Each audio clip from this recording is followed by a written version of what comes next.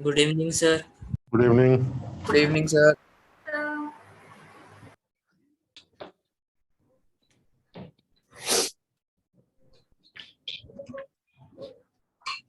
हाँ भाई, कहाँ पर थे? ये कुछ कम दिख रहा है क्या? ब्राइट करूं मैं इसको? नहीं सर, सही दिख रहा है। नहीं सर, सही है सर। सही दिख रहा है। अच्छा, ठीक है। सर हाँ, सर अगर 11th और 12th दोनों का जीओसी कहीं से प्रैक्टिस करना है तो कहाँ से करें? जीओसी का कोई मॉड्यूल मिला है तुम लोगों को? नहीं सर, मिलता है। बस मॉड्यूल से सर, प्रैक्टिस करो। सर अगर मॉड्यूल नहीं हो सर 11th का तो कहाँ से करें? मॉड्यूल क्यों नहीं होगा? मॉड्यूल तो होना चाहिए। अपनी कक्षा से किया था ना सर, तो नहीं मिला मॉड्यूल सेकंड वाला। अच्छा, तो जीओसी के लिए कोई भी एक ऑब्जेक्टिव बुक है तुम्हारे पास? मेंस सर हिमांशु पांडे है सर। हिमांशु पांडे से भी कर सकते हो। हिमांशु पांडे से भी कर सकते हो, लेकिन उसमें वही है कि कुछ चीजें ऐसी हैं जो आइसोमेरिज्म से भी रिलेटेड होंगी कुछ। हाँ तो जो जो करने लायक हो वो कर डालो, बस ऐसे कर लो कि कम से कम जो जो टॉपिक्स हैं, मेनली जीओसी को जो टॉपिक्स हैं, जैसे कार्बोकेटाइंस की स्टेबिलिटी, कार्बेनाइंस की stability, acidic nature, basic nature, तो कुछ कुछ जो ये टॉपिक्स हैं, इन टॉपिक्स को अगर जो सवाल मिल रहे हैं उनको अटेम्प्ट कर लो बस। ठीक है। बाद जब आगे की चीजें पढ़ लोगे तब दोबारा करना उसको।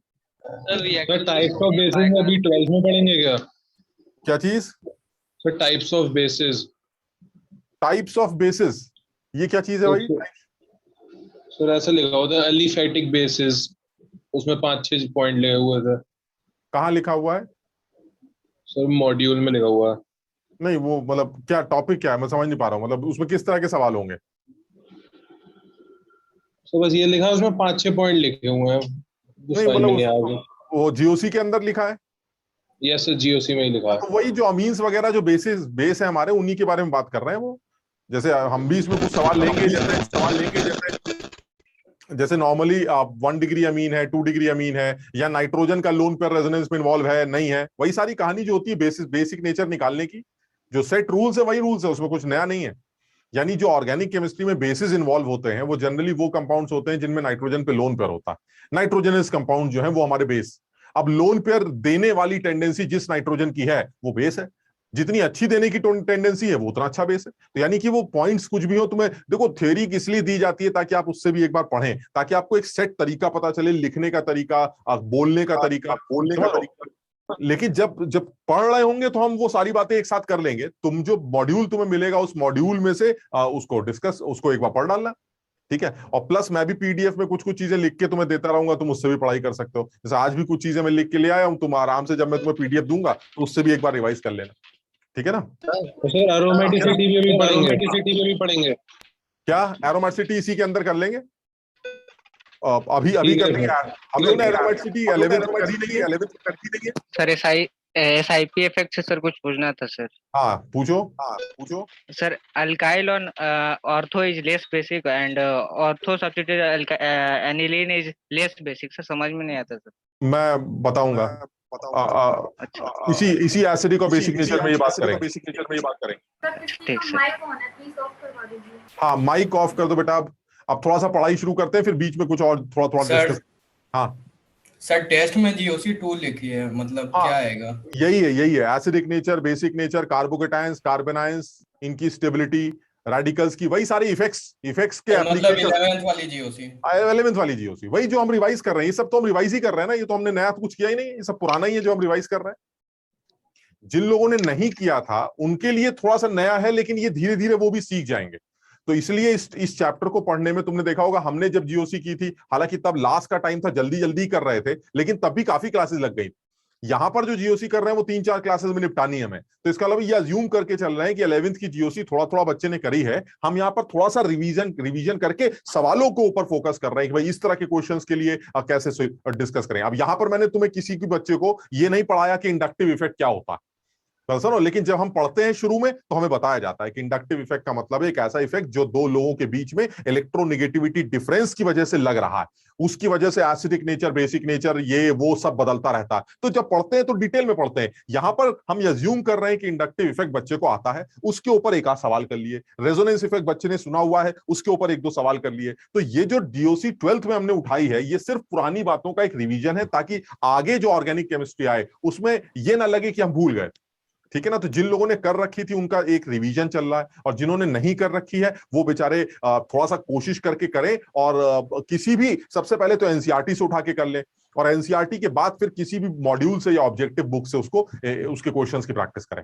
ठीक है ना? तो ये है, ये कुछ रिवीजन के तौर पर ही चल रहा है। ये जीओसी 2 जो तुम्हारे एग्जाम में आने वाली है, कुछ नया नहीं। सर मैं तो आप ही की थ्योरी पढ़ गया है सर, एनसीईआरटी नहीं पढ़ी है सर। नहीं, एनसीईआरटी भी कर लो ना यार। अरे 5 मिनट लगेंगे भाई, ऐसे पढ़ लिया, फड़ फड़ फड़ खत्म हो गया। तो उसमें उसमें उसकी लैंग्वेज कम से कम इंपॉर्टेंट है। आप एनसीईआरटी को इग्नोर कभी मत किया करो यार, उसमें टाइम भले ही कम लगे भाई। ये कि सर हमने तो एनसीईआरटी उठाई सर 2 घंटे में। सर क्वेश्चन हो जा रहे हैं सर, क्वेश्चन हो जा रहे हैं सर। तुम समझ नहीं रहे बात को। अगर हो जा रहे हैं तो अभी तुम क्या कह रहे हो, तुमने नहीं करी है, यही कह रहे हो ना कि तुमने एनसीईआरटी नहीं करी है। यस सर, नहीं करिए। अब तुम अगर 1 घंटे उसको देख लोगे तो अगली बार क्या बोलोगे, नहीं सर हमने एनसीईआरटी भी कर रखी है। इसमें कोई बुराई है अगर हम 1-2 घंटे देखकर किसी से भी ये कह सकें भैया हमने एनसीईआरटी भी कर लिया है, हमने ये भी कर लिया है। अब ज्यादा फायदा हुआ ना, कम से कम एक डाउट तो या डर तो नहीं रहेगा कि यार हमने एनसीईआरटी करी नहीं है यार, ये तो क्या बात होती। 1-2 घंटे लगेंगे, ऐसे पन्ने पलटिए, पहले पन्ने पे इंडक्टिव इफेक्ट लिखा है, तुम कहोगे क्या टाइम पास कर रहा है, ये तो हमें पता है। नेक्स्ट पन्ना रेजोनेंस इफेक्ट, 2 पन्ने में खत्म, फट फट फट खत्म। समझ लो, तो कम से कम एक तसल्ली हो जाएगी। यस सर, इसलिए सरकारी मेथड तो काफी है सर वैसे। हाँ नहीं काफी है, लेकिन एक बार आप एनसीईआरटी जरूर पढ़ डालिए। ठीक है ना? 2-3 घंटे लगेंगे मैक्सिमम, कायदे से उसको पढ़ डालिए, एक काम खत्म हो जाए। Sir reaction with sodium bicarbonate, sodium bicarbonate, sir ऐसा क्वेश्चन किया था कि कौन सा एसिड रिएक्ट करेगा। मैं वैसे तो अवॉइड, मैं तुम्हें अभी बता देता हूं। इस बारे में बात करना चाहो तो मैं कर सकता हूं, वैसे मैं अवॉइड करना चाह रहा हूं। मैं तुम्हें बता दूंगा कि मैं जो तुम सवाल पूछ रहे हो उसका लॉजिक क्या है, लेकिन मैं इस पॉइंट को आज इसलिए अवॉइड भी करना चाहता हूं, और तुमको भी ये कह रहा हूं कि परेशान ना हो। क्यों? क्योंकि जब तुम फिनॉल पढ़ते हो तो फिनॉल की कैरेक्टरिस्टिक में ये बात आती है कि फिनॉल जनरली बाइकार्बोनेट सॉल्यूशंस में डिसॉल्व नहीं करते, लेकिन फिनॉल की अगर एसिडिक स्ट्रेंथ नाइट्रो ग्रुप के लगाने से बढ़ा दी जाए तो वो बाइकार्बोनेट सॉल्यूशन में डिसॉल्व भी करने लगते हैं। यानी ये आगे की एक छोटी सी बात है जो आगे आएगी, बट फिर भी एसिडिक नेचर, बेसिक नेचर तुम पढ़ रहे हो तो हम इसके ऊपर भी एक सवाल जरूर करेंगे। ठीक, तो लेकिन तब करेंगे जब कराने दोगे। आप बिल्कुल चुप हो जाओ, अब हम शुरू करने जा रहे हैं। हमने लास्ट क्लास में कार्बोकेटायंस के बारे में थोड़ी सी बात कर ली थी, थोड़ी सी कार्बोनायंस की स्टेबिलिटी के बारे में, थोड़ी सी रेडिकल्स की स्टेबिलिटी के बारे में बात कर ली थी। यानी अल्टीमेटली जो हाइपर कॉन्जुगेशन इफेक्ट है, या जो हमारा रेजोनेंस इफेक्ट है, या जो हमारा इंडक्टिव इफेक्ट है, ये कार्बोकेटायंस, कार्बोनायंस, रेडिकल्स की स्टेबिलिटी में अपना एक रोल प्ले करता है। इसी तरह से मॉलिक्यूल्स के एसिडिक नेचर या बेसिक नेचर में भी इसका एक अच्छा खासा रोल, मानते हो कि नहीं बात को? एसिडिक नेचर और बेसिक नेचर में भी इंडक्टिव का रोल हो सकता है कि नहीं, बताओ जरा सोच के। यस सर, हो सकता है सर। वो पीछे से सर वो कोने में फ्लोरीन लगा हुआ है और इधर एसिड बना हुआ है COH। सर फ्लोरीन चूस रहा है, H का निकलना आसान हो रहा है, मानते हो बात को? विड्रॉइंग नेचर एसिडिक नेचर को बढ़ाएगा। ये सारी बातें आप कर चुके हैं। -I इफेक्ट लगेगा तो एसिडिक नेचर इंक्रीज करेगा। ठीक, इसी तरह से क्या इंडक्टिव इफेक्ट किसी एसिड के एसिडिक नेचर को गिरा भी सकता है? बिल्कुल गिरा सकता है सर। ऐसे ग्रुप लगे हुए हैं जो हवा मार रहे हैं, अगर वो हवा मारे plus I effect acidic nature को कम कर देगा। जैसे एक छोटे से एग्जांपल से इस बात को शुरू कर लेते हैं। मान लीजिए वो कहे भाई साहब ऐसा है, मुझे ये 2-4 एसिड मिल गए, आप बताइए इनके एसिडिक स्ट्रेंथ का ऑर्डर क्या होगा। एक ये ले लेते हैं, एक ये ले लेते हैं, तुम अपने आप समझ जाना, हम वैसे तुम्हें समझा देंगे क्या लिखा है मैंने। मैं थोड़ा सा टाइम बचाने के लिए इसको ऐसा लिख रहा हूं। कहने का सिर्फ इतना मतलब है, बीच में 3 कार्बन, CH2 CH2 CH2, ऊपर COH नीचे COH। समझ गए बात को? Yes sir. समझ लो, तो थोड़ा सा टाइम ऐसे ही मान लीजिए कुछ ऐसे लिख दिया हमने, ये COH, बीच में एक ही कार्बन ले लेते हैं, और ऐसे ही मान लीजिए ऐसे ले लिया, बीच में 2 कार्बन ले लेते हैं। वो कह रहा बताइए जरा इनमें इनके एसिडिक स्ट्रेंथ का ऑर्डर क्या है।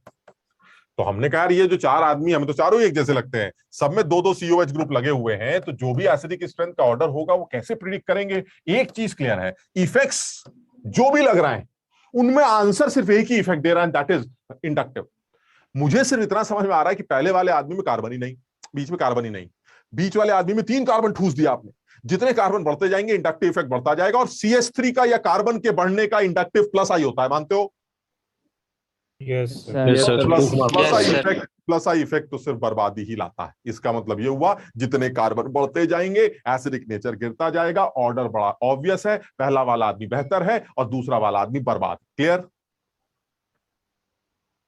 सबसे ज्यादा कार्बन तो यहाँ है, ये सबसे ज्यादा बर्बाद हो गया। यानी ऑर्डर क्या बनना चाहिए? सबसे अच्छा 1 हो जाएगा, फिर 3 हो जाएगा, फिर 4 हो जाएगा।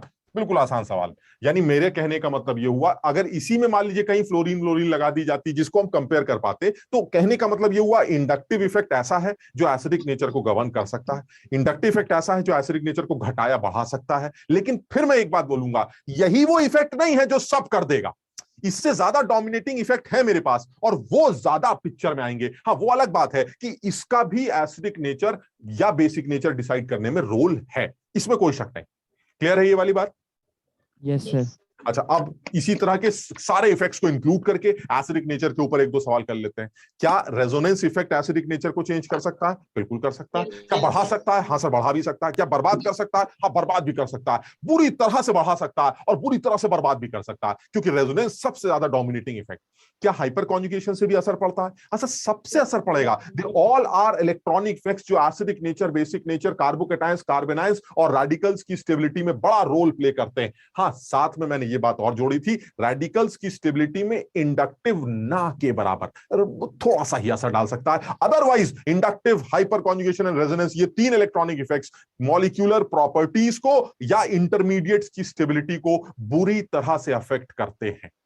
ठीक, अब जैसे एसिडिक नेचर के ऊपर और एक दो बातें कर लेते हैं। मान लीजिए हमारे पास सवाल है, इसमें मैं सवाल लेके आया हूं, बहुत सारे सवाल हैं। मैं इस पूरी पीडीएफ को तुम्हें दे दूंगा, तुम आराम से इसमें से कुछ कुछ एक एक दो दो सवाल कर सकते हो। हालांकि मैं अपनी तरफ से सवाल बना रहा हूं, चलो एक दिख गया तो मैं इसी में से ले लेता हूं।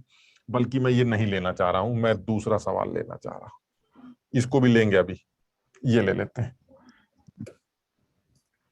अब जरा चेक कर लेते हैं कि एसिडिक बेसिक नेचर के ऊपर हमारे रेजोनेंस इफेक्ट या हाइपर कॉन्जुगेशन से कोई असर पड़ेगा।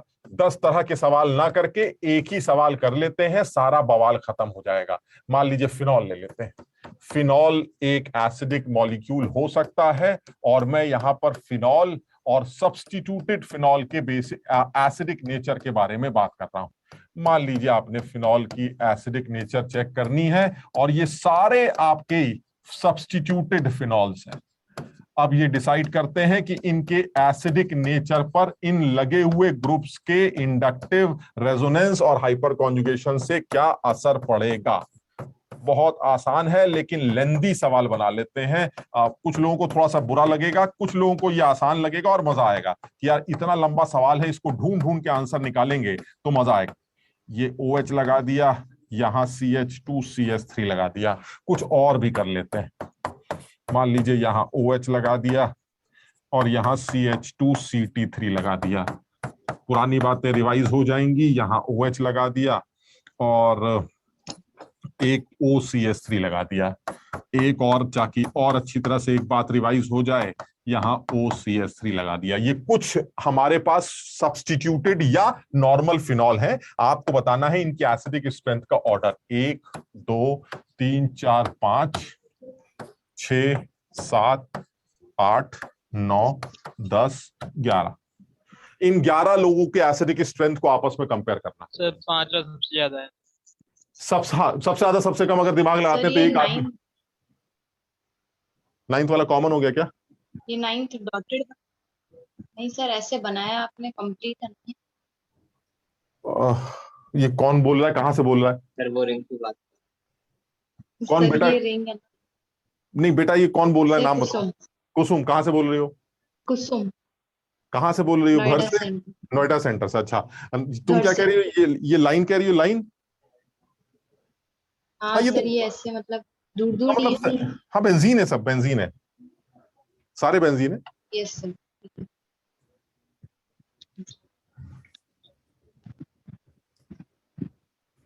तो OCH3 सबसे बर्बाद है। 10 बिल्कुल सही, बिल्कुल सही बात। बहुत आसान है, बस आपको इतना समझ में आना चाहिए कि ये जो ग्रुप्स लगे हैं, ये ग्रुप्स एसिडिक नेचर, ये तो कंफर्म है, सब लोग मानते हैं कि जो हाइड्रोजन एसिडिक है वो कौन सी है, ये बताओ, ये समझ रहे हो सब लोग? कौन सी हाइड्रोजन निकल सकती है? दादा ऑक्सीजन से जो लगी OH वाली। ऑक्सीजन इलेक्ट्रोनेगेटिव एलिमेंट है, वो पक्का इलेक्ट्रॉन खींचने की तैयारी में है, इसलिए H का प्लस के फॉर्म में निकलना समझ में आता है। यानी जो मोस्ट एसिडिक हाइड्रोजन है वही निकलेगी और वो हमें यहां दिखाई देती। यानी इसमें कोई शक नहीं है कि ये हाइड्रोजन निकल सकती है, ये निकल सकती है, सारी हाइड्रोजन निकल सकती है।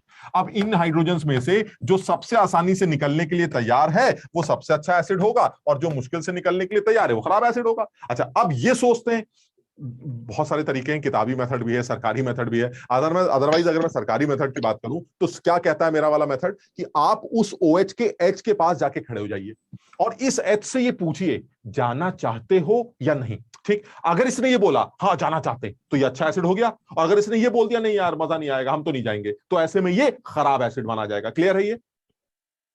Yes sir.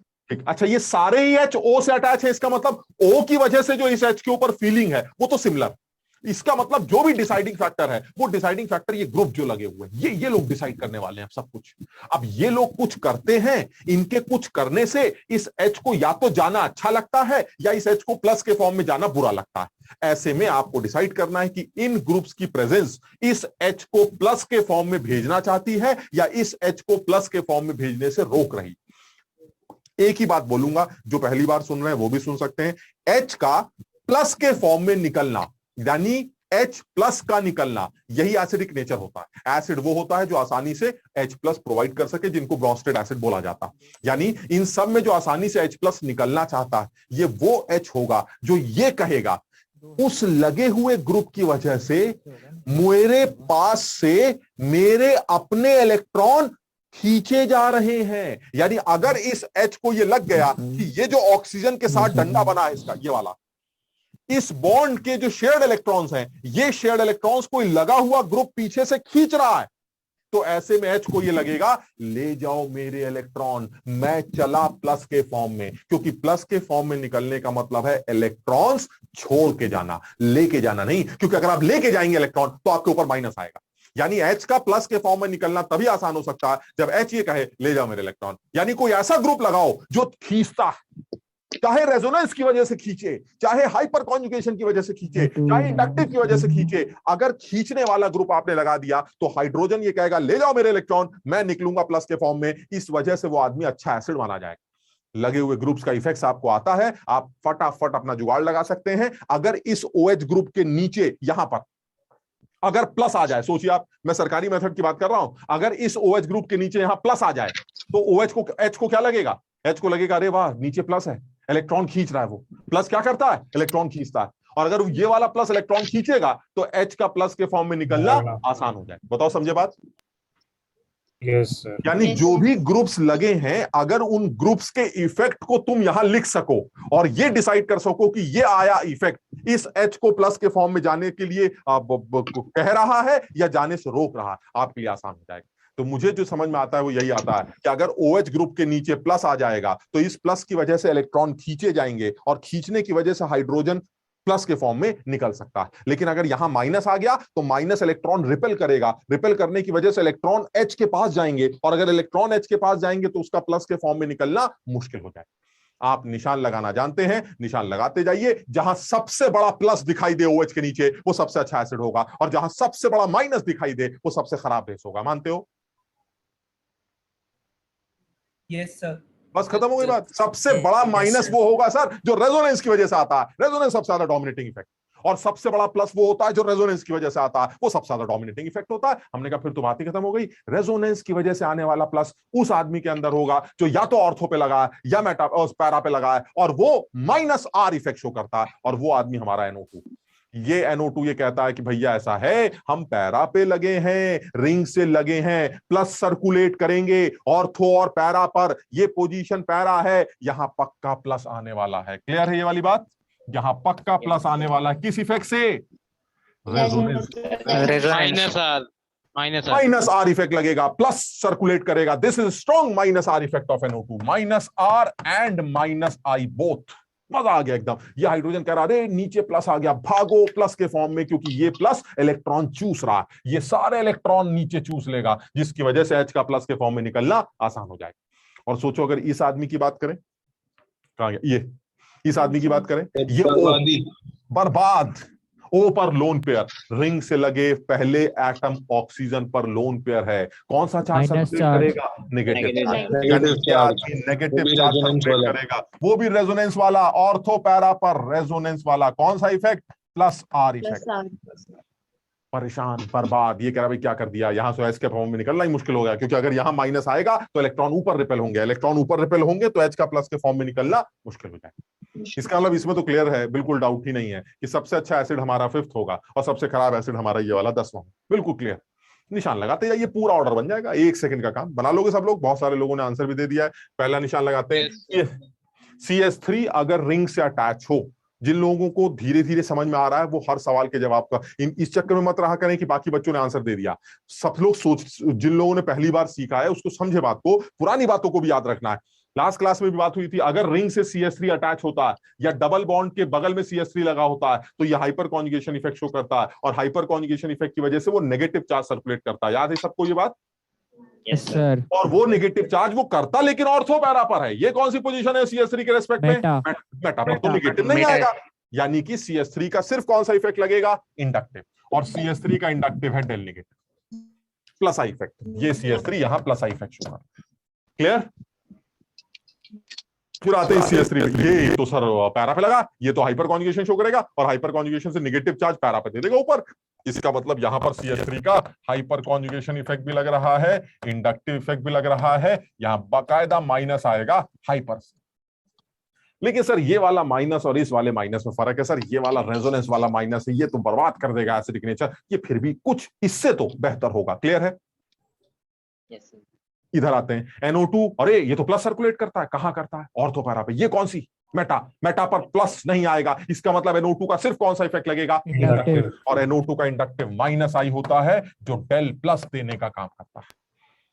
बताओ एसिडिक नेचर इंप्रूव हो रहा है या बुरा लग रहा है इसके आने से? इंप्रूव हो रहा है। इंप्रूव प्लस आ गया भाई, इंप्रूव हो रहा, थोड़ा सा खींच रहा है। भले ही डेल प्लस है लेकिन फिर भी ठीक, कम से कम इनसे तो बेहतर ही। ये तो माइनस आ रहा है, ठीक। इधर आते हैं, ये तो मस्ती हो गया। इधर आते हैं, CD3 है। CD3 sir hyper conjugation show करता है जैसे CH3 करता, लेकिन मेटा पैरा पर मेटा पे लगा तो सिर्फ डेल नेगेटिव देगा और यहां पर सिर्फ प्लस आई इफेक्ट लगेगा। दिस इज प्लस आई।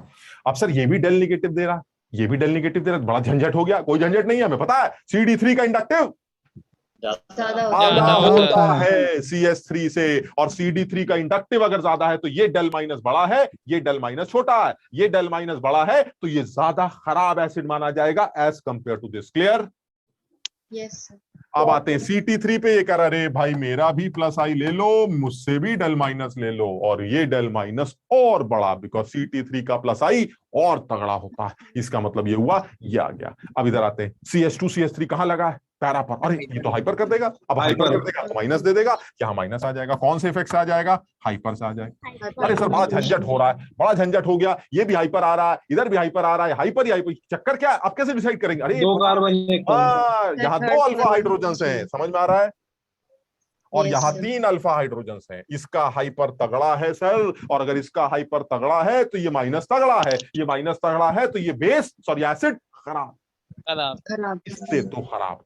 इधर आते हैं, इधर CH2 CH3 हमने कहा रे ये भी हाइपर लगाएगा, बहुत सारे हाइपर लग गए, अब बड़ा झंझट है। लेकिन यहाँ 2 हैं तो इसका मतलब इससे तो ये हार गया। ठीक है भाई, ये हार गया इससे। Yes sir. ठीक, लेकिन अब झंझट क्या है? यहाँ भी 2 है, यहाँ भी 2 है। अब क्या करें? अब इंडक्टिव किसका लग रहा है?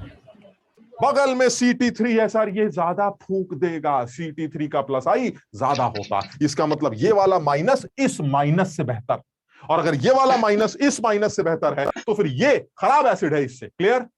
क्योंकि माइनस जितना बेहतर एसिडिक नेचर उतना खराब। सब लोग समझ रहे हैं बात को? Yes sir. उसके बाद आ गया आपका ये, और उसके बाद OCH3। यहाँ क्या आएगा? कौन सा चार्ज सर्कुलेट करता है?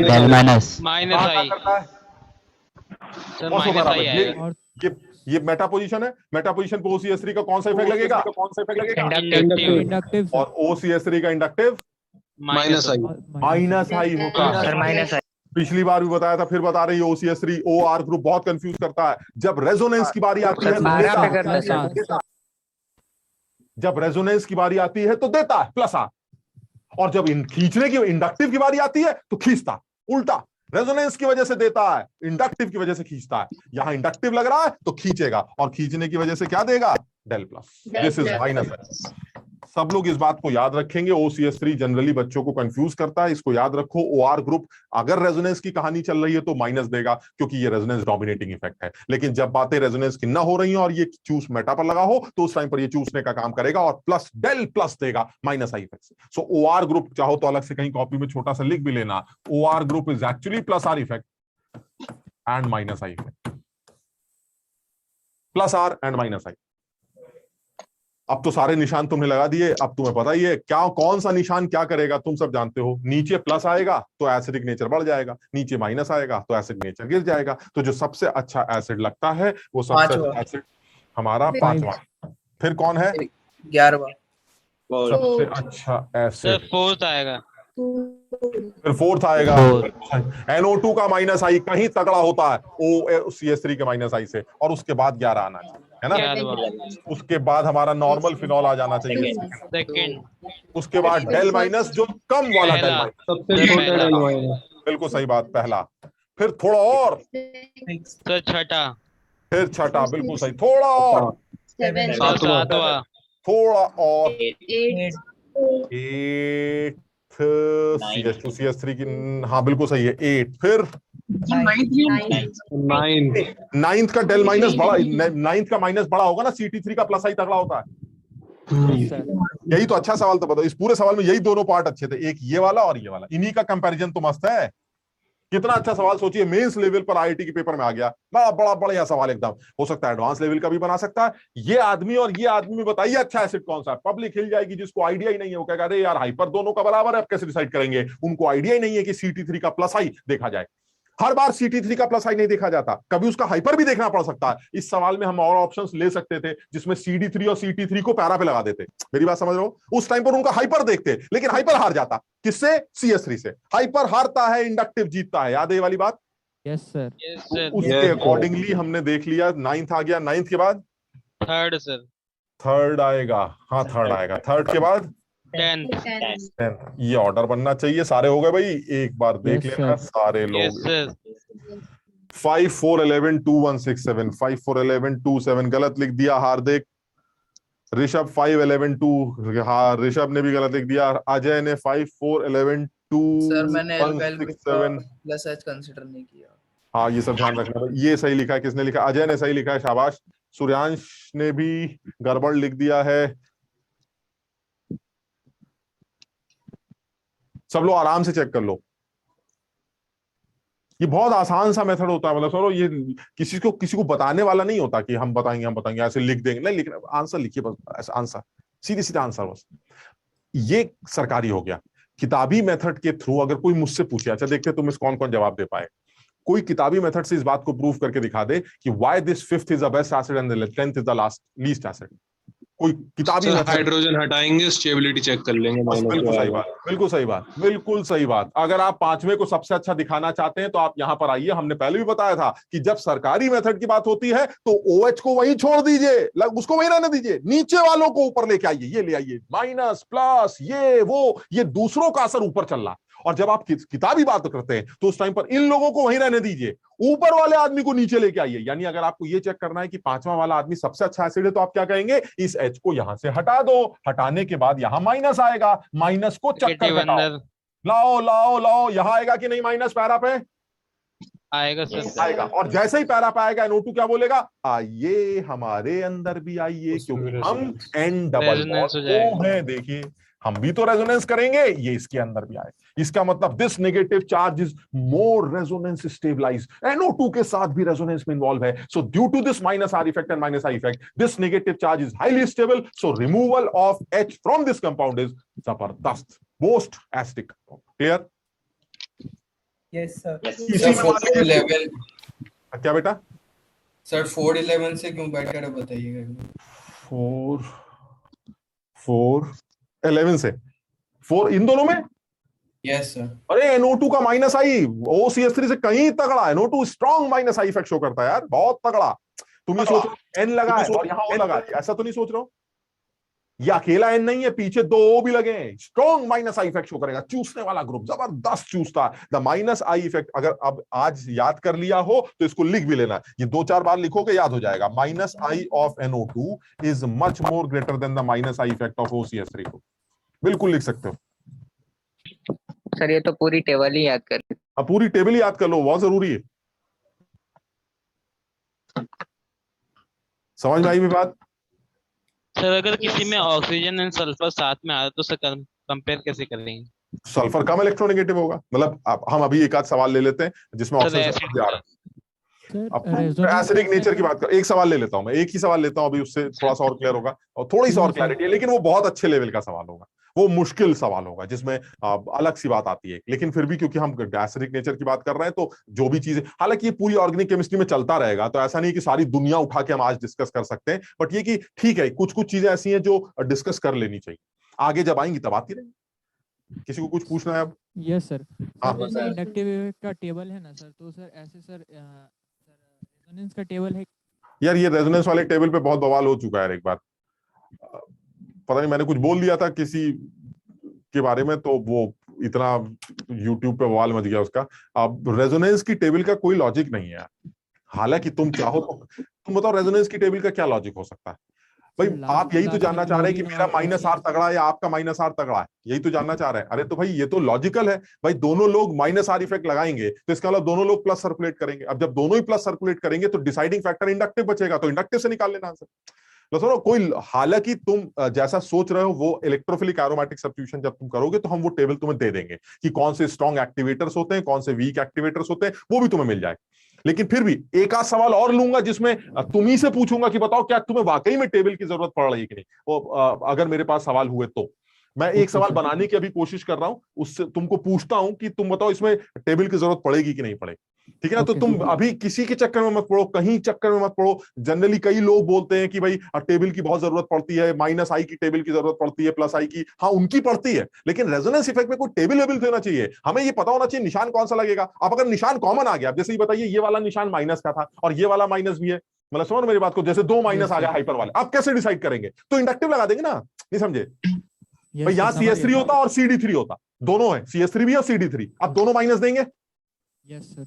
लेकिन जब दोनों माइनस देंगे तो क्या हमें यह नहीं पता है कि उसमें से माइनस किसका तगड़ा है किसका कमजोर है? हाइपर कॉन्जुगेशन इफेक्ट से तो निकाल सकते हैं, लेकिन अगर रेजोनेंस की वजह से दोनों माइनस दे रहे होते, अब आप कैसे डिसाइड करेंगे? तो अगर रेजोनेंस की वजह से दोनों माइनस दे रहे होते, जैसे यहाँ OCS3 लगा, ये देखो ये OCS3 ये माइनस दे रहा है। Yes sir. आप सोचो यहाँ NH2 लगा होता तो क्या वो माइनस नहीं देता? N पे भी तो लोन पेयर होता है।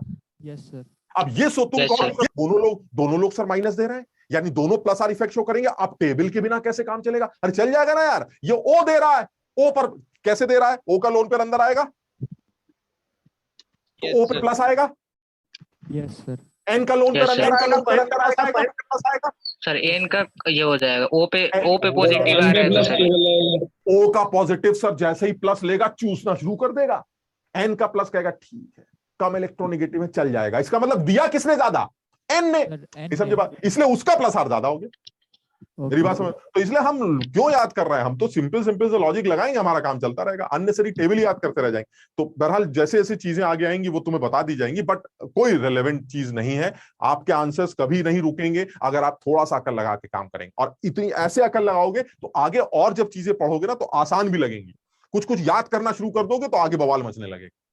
समझने की कोशिश कर रहे हैं। सर मैंने VK जायसवाल से क्वेश्चंस करे थे, जरूरत तो ऐसे नहीं पड़ी थी सर, कम ये तो पता भी नहीं था कि रेजोनेंस का भी ग्राफ नहीं पड़ेगी, आपको नहीं जरूरत पड़ेगी। काफी सवाल निकलते रहेंगे, जो रुक भी रहे हैं सवाल वो धीरे धीरे करके हो जाएंगे, कुछ चीजें आगे भी आती हैं, धीरे धीरे करके वो भी हो जाएंगे, ठीक है ना? अच्छा बहरहाल, तो अब हम जैसे इसी में जो बात करना चाह रहे थे वो और थोड़ा सा आगे बढ़ जाते हैं।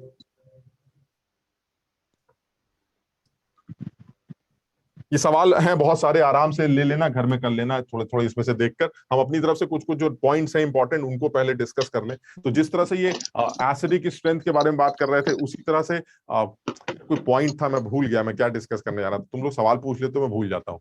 क्या था लास्ट जो हम डिस्कस कर रहे थे?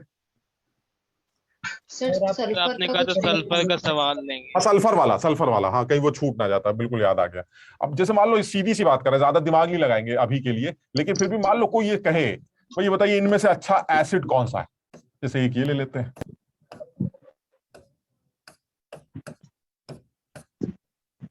ये एक सवाल, अच्छा सवाल है। अब वो हमसे ये जानना चाह रहा है, बताइए इनमें से अच्छा एसिड कौन सा है। अब ये सब जुड़े हुए हैं, मतलब सब सारे डंडे जुड़े हुए हैं आपस में, हमने बनाए नहीं ऐसे करके, सब जुड़े हुए हैं। अब वो कह रहे सबसे अच्छा एसिड कौन सा है। तो अब सबसे पहले तो ये सवाल उठता है कि एसिड तुम हो क्यों। सबसे पहले तो ये सवाल उठता है कि तुम एसिड हो क्यों। तो देखो लॉजिक बहुत क्लियर है कि ऑक्सीजन या सल्फर जो कि विड्रॉइंग नेचर के लोग हैं, जो कि रिलेटिवली इलेक्ट्रोनेगेटिव एलिमेंट्स हैं, तो ये पक्का इलेक्ट्रॉन चूसते तो होंगे ही। इनके इलेक्ट्रॉन चूसने की वजह से कार्बन पे लगा हाइड्रोजन एसिडिक नेचर तो रखेगा, मानते हो कि नहीं। यानी जो मेरा दिमाग कहता है वो ये कहता है कि हाइड्रोजन सर यहां से भी निकल सकता है। देखिए आप दोनों तरफ ऑक्सीजन लगे, चूसेंगे तो यहां से भी हाइड्रोजन के निकलने की संभावना है, और हाइड्रोजन यहां से भी निकल सकता है बीच में से, क्योंकि दोनों तरफ सल्फर लगे हैं, थोड़ा सा चूसेंगे तो यहां से भी एच का निकलना आसान। डिसाइड ये करना है कि भाई यहां से निकलना आसान है या यहां से निकलना आसान, ये डिसाइड करना है। अब ये सवाल थोड़ा सा मुश्किल है, ये आसान नहीं। जनरली जितना तुम्हें पता है, हालांकि थोड़ा सा और पढ़ाया भी जाएगा बाद में, जितना तुम्हें पता है वो कि सर ऑक्सीजन ज्यादा इलेक्ट्रोनेगेटिव एलिमेंट होता है, सल्फर से कहीं ज्यादा इलेक्ट्रोनेगेटिव एलिमेंट होता है, इसके चूसने की शक्ति ज्यादा है, इसलिए यहां से एच का निकलना बेटर लगता है। बताओ मानते हो।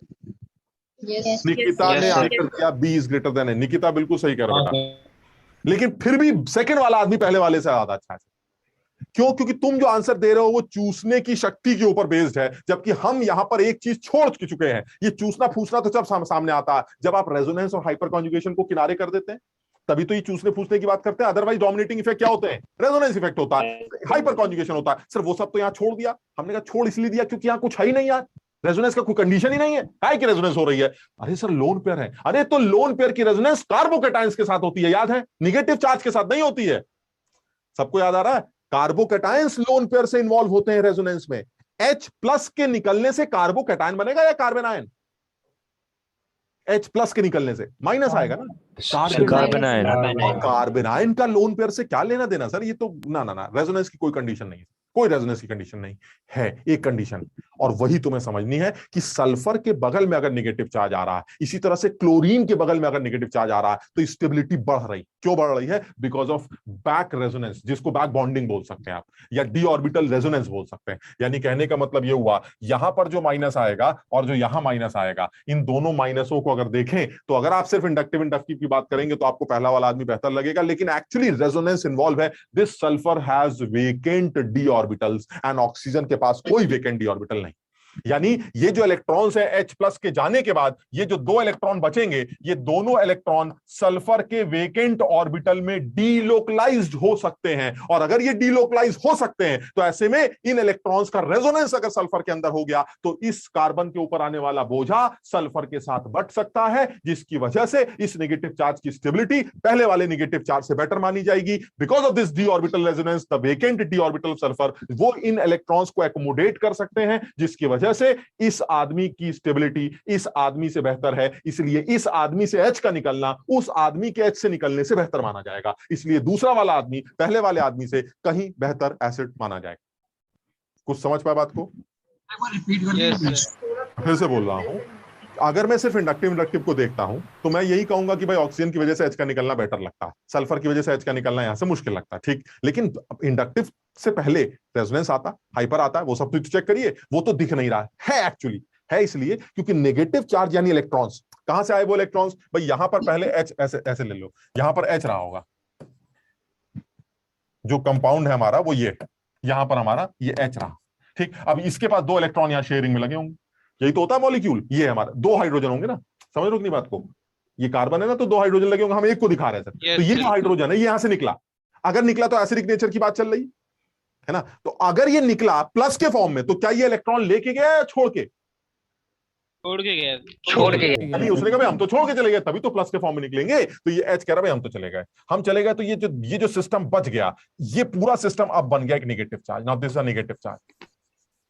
अब इस नेगेटिव चार्ज का करना क्या? इस नेगेटिव चार्ज को आप सल्फर के अंदर अगर डीलोकलाइज्ड कर सके तो कार्बन के बोझे को बांटा जा रहा है, और अगर कार्बन का बोझा बढ़ता है तो स्टेबिलिटी बढ़ती। And sulphur has vacant D orbitals, and sulphur has vacant D orbitals, जिसकी वजह से वो इन इलेक्ट्रॉन्स को अपने वेकेंट ऑर्बिटल्स में इनवाइट कर सकता। यानी ये नेगेटिव चार्ज वेकेंट ऑर्बिटल में पूछ सकते हैं, इधर भी वेकेंट ऑर्बिटल में पूछ सकते हैं। Now this negative charge is actually चक्कर काटने वाला। चक्कर काटने मतलब कभी उधर चले गए लौट आए, फिर उधर चले गए लौट आए। ये इफेक्ट क्या है? ये तो रेजोनेंस इफेक्ट होता है सर। किसका मूवमेंट कर रहा हूं मैं, एटम्स का या इलेक्ट्रॉन्स का? इलेक्ट्रॉन। रेजोनेंस। रेजोनेंस ये कहता है कि मूवमेंट सिर्फ इलेक्ट्रॉन्स का नजर आना चाहिए, एटम्स या न्यूक्लियस नहीं हिलने चाहिए। यहां पर किसी भी एटम या न्यूक्लियस को नहीं हिला रहा हूं मैं, इलेक्ट्रॉन्स को नचा रहा हूं, इसलिए इस प्रोसेस को भी रेजोनेंस बोला जाएगा। This is D orbital resonance, and because of this D orbital resonance this anion is much more stable as compared to this. Why? Because there is no D orbital resonance in the oxygen. क्यों? क्योंकि oxygen के पास खाली जगह है ही नहीं। Oxygen electrons को invite नहीं कर सकता, लेकिन सल्फर इलेक्ट्रॉन्स को इन्वाइट कर सकता है। बिल्कुल इसी तरह से जनरली बच्चे समझते हैं, जैसे मान लीजिए ये CF3 नेगेटिव ले लेते हैं और एक CCl3 नेगेटिव ले लेते हैं। अब जनरली बच्चे सोचते हैं ये वाला कार्बन आयन ज्यादा स्टेबल होगा क्योंकि फ्लोरीन के चूसने से कार्बन आयन छोटा हो जाएगा। बताओ समझे बात को?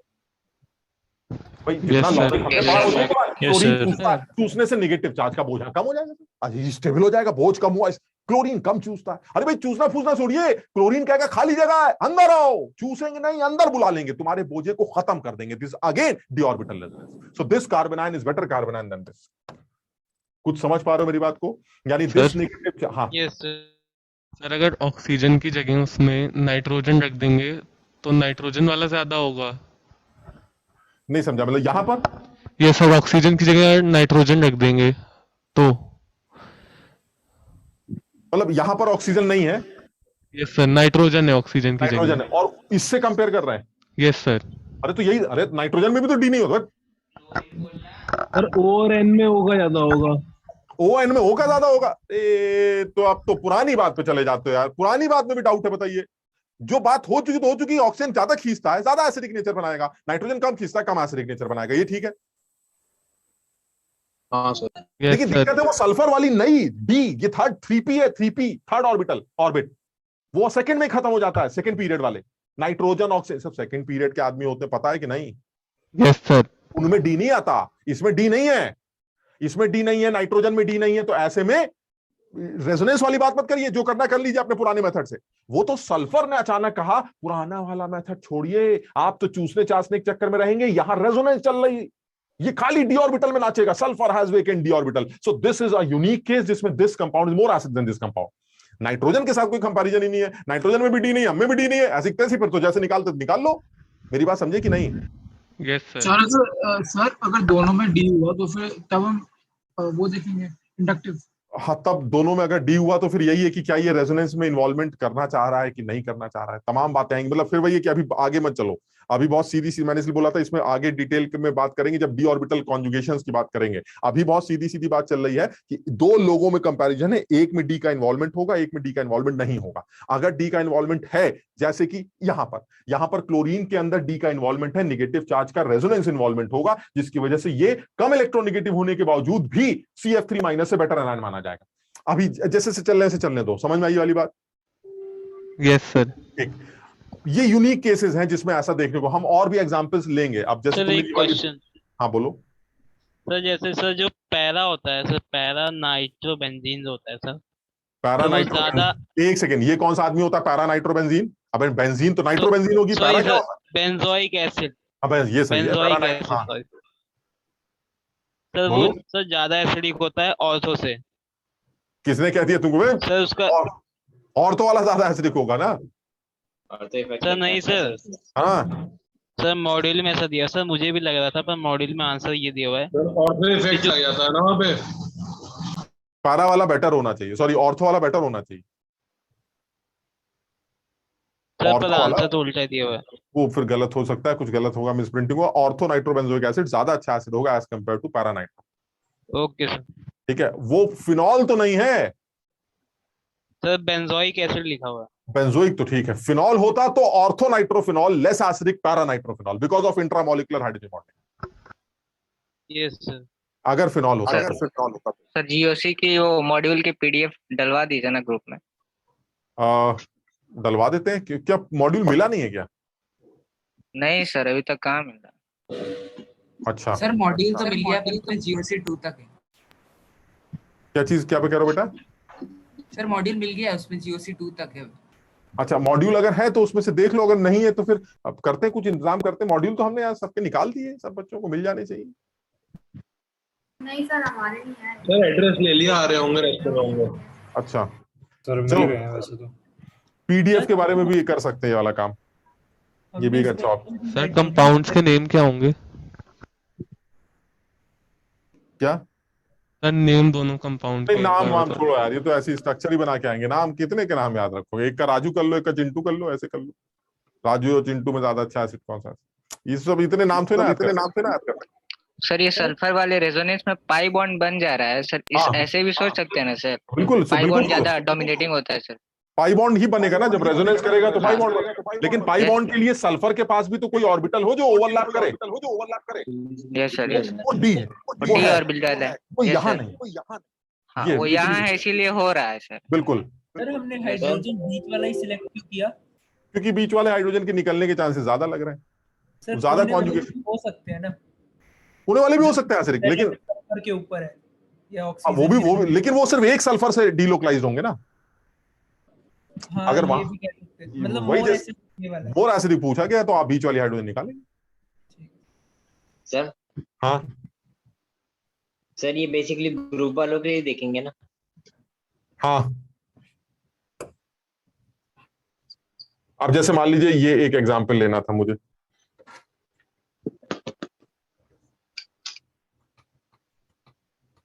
अरे यार ये ऐसे चल। सर हाँ ये बताओ सर। हाँ। सर आपके जो फर्स्ट क्लास थी सर, इसके सर उसके नोट्स अपलोड ही नहीं हुए सर अभी तक। अभी भी नहीं हुए? नहीं सर। पिछली बार अच्छा, अभी अभी क्लास के बाद सारे नोट्स करवाता हूँ। सर 26 से जो भी क्लासेस चली थी उसकी कोई भी नोट्स अपलोड नहीं है सर। केमिस्ट्री के या बाकी सब्जेक्ट्स के भी? बाकी सब्जेक्ट्स के भी सर।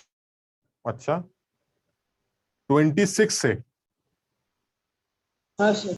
अच्छा देखो, मैं केम का तो करवा ही लेता हूँ। मैं अभी क्लास खत्म होते ही केम कट बोल देता हूँ उसको अपलोड करने के लिए। अभी तुम सवाल करो, ये वाला करो, मैं अभी बोल के आता हूँ। तुम इस वाले सवाल को देखो, एसिडिक पीडीएफ का भी सर नेचर। बोल दीजिएगा सर। ठीक है, इनके एसिडिक नेचर कंपेयर करने हैं।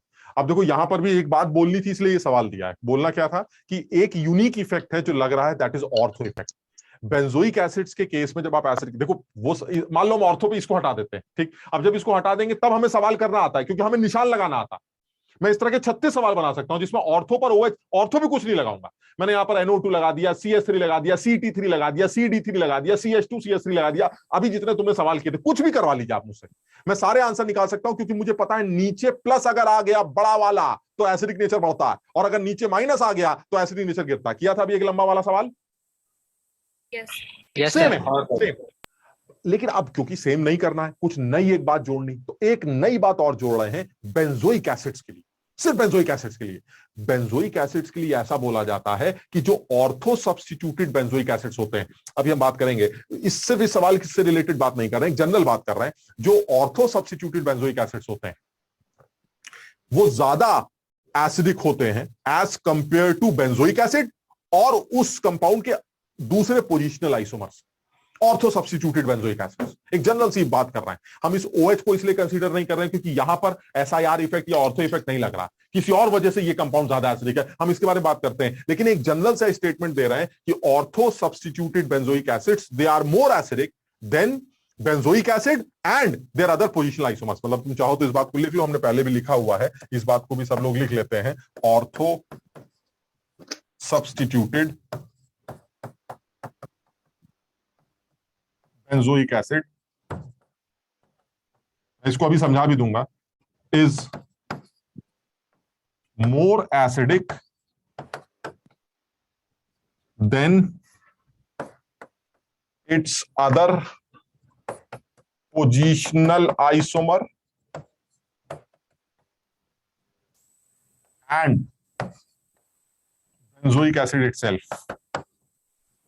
बेंजोइक एसिड, क्या रीजन है हम इस बारे में बात करते हैं। एक छोटा सा नोट डाल के पहले ये वाली बात नोट कर लेते हैं। इसका रीजन भी दे लेते हैं, समझने की कोशिश करते हैं, लेकिन सबसे पहले रट लेते हैं इस बात को कि अगर ऑर्थो सब्स्टिट्यूटेड बेंजोइक एसिड दिखता है, बेंजोइक एसिड सब लोग समझते हैं ये वाला, दिस इज बेंजोइक एसिड, ठीक। अगर इस बेंजोइक एसिड की ऑर्थो पर कुछ लगा मिला आपको, तो आप समझ लीजिएगा कि कुछ भी हो जो ऑर्थो सब्स्टिट्यूट बेंजोइक एसिड होता है। बल्कि एक बड़ी इंपॉर्टेंट चीज तो लिखना ही भूल गए, ऑर्थो सब्स्टिट्यूट इररिस्पेक्टिव, यहां पर एक बात ले लेते हैं, इररिस्पेक्टिव बहुत इंपॉर्टेंट है, irrespective of the nature of the group, nature of the group, irrespective एक second, irrespective of the nature of the group, the ortho substituted benzoic acid, they are more acidic than its other positional isomers and benzoic acid itself. इस बात को पहले लिख लेते हैं फिर समझते हैं। हाँ बोलो बेटा, क्या पूछ रहे हो? सर मैं कह रहा था दूसरे वाले में तो हाइड्रोजन बॉन्डिंग हो जाएगी। हाँ, वो ये पूछना था कि ऑर्थो इफेक्ट की वजह से वो ज्यादा होगा एसिडिक। नहीं, एक सेकंड, मैं अभी बात करता हूं। मैं इस वाले सवाल को अलग से डील करूंगा। मैंने जानबूझ के ये वाला सवाल लिया क्योंकि जनरली बच्चे इस सवाल के आंसर को लिख तो सही देते हैं लेकिन एक्सप्लेनेशन गलत देते हैं। मैंने तुम लोग को जब क्लास में हम लोग कर रहे थे, जो भी लोग साथ में थे, उस टाइम पर भी इस बारे में बात की थी। मैं फिर इस बारे में बात कर रहा हूं कि जो हाइड्रोक्सी अगर ऑर्थो पे लगा हुआ है तो इसके ज्यादा होने का, ज्यादा तो होगा, ये ज्यादा तो होगा, इसके ज्यादा होने का रीजन ऑर्थो इफेक्ट नहीं होता। मैं ये बात कर रहा हूं, मैं इसलिए एग्जांपल ले रहा हूं। लेकिन अभी के लिए मैंने सिर्फ एक स्टेटमेंट दी है, वो ये, irrespective of the nature of the group, irrespective of the nature, तुम देने वाले, लेने वाले, चूसने वाले, फेंकने वाले, मुझे मतलब नहीं है। अगर ऑर्थो सब्स्टिट्यूटेड बेंजोइक एसिड है तो उसका एसिडिक नेचर वो नॉर्मल बेंजोइक एसिड से या उसके अदर पोजिशनल आइसोमर से अच्छा हो। उसका रीजन होगा। रीजन क्या है? रीजन ये है कि आप हाइड्रोजन बॉन्डिंग सर बताया था। एक सेकंड, हाइड्रोजन बॉन्डिंग, इस सवाल को भूल जाओ, इस सवाल को बाद में करेंगे। ये तो अलग सवाल है, ये ज्यादा मुश्किल सवाल। अभी हम नॉर्मल अपने स्टेटमेंट को पहले एक्सप्लेन कर रहे हैं। इस सवाल में ऑर्थो इफेक्ट कहीं नहीं लग रहा, इस सवाल से कोई लेना देना नहीं। मैं एक बात बताना चाह रहा हूं, ये मेरा बेंजोइक एसिड, ठीक, तुम ये बताओ इस बेंजोइक एसिड में क्या हो रहा है।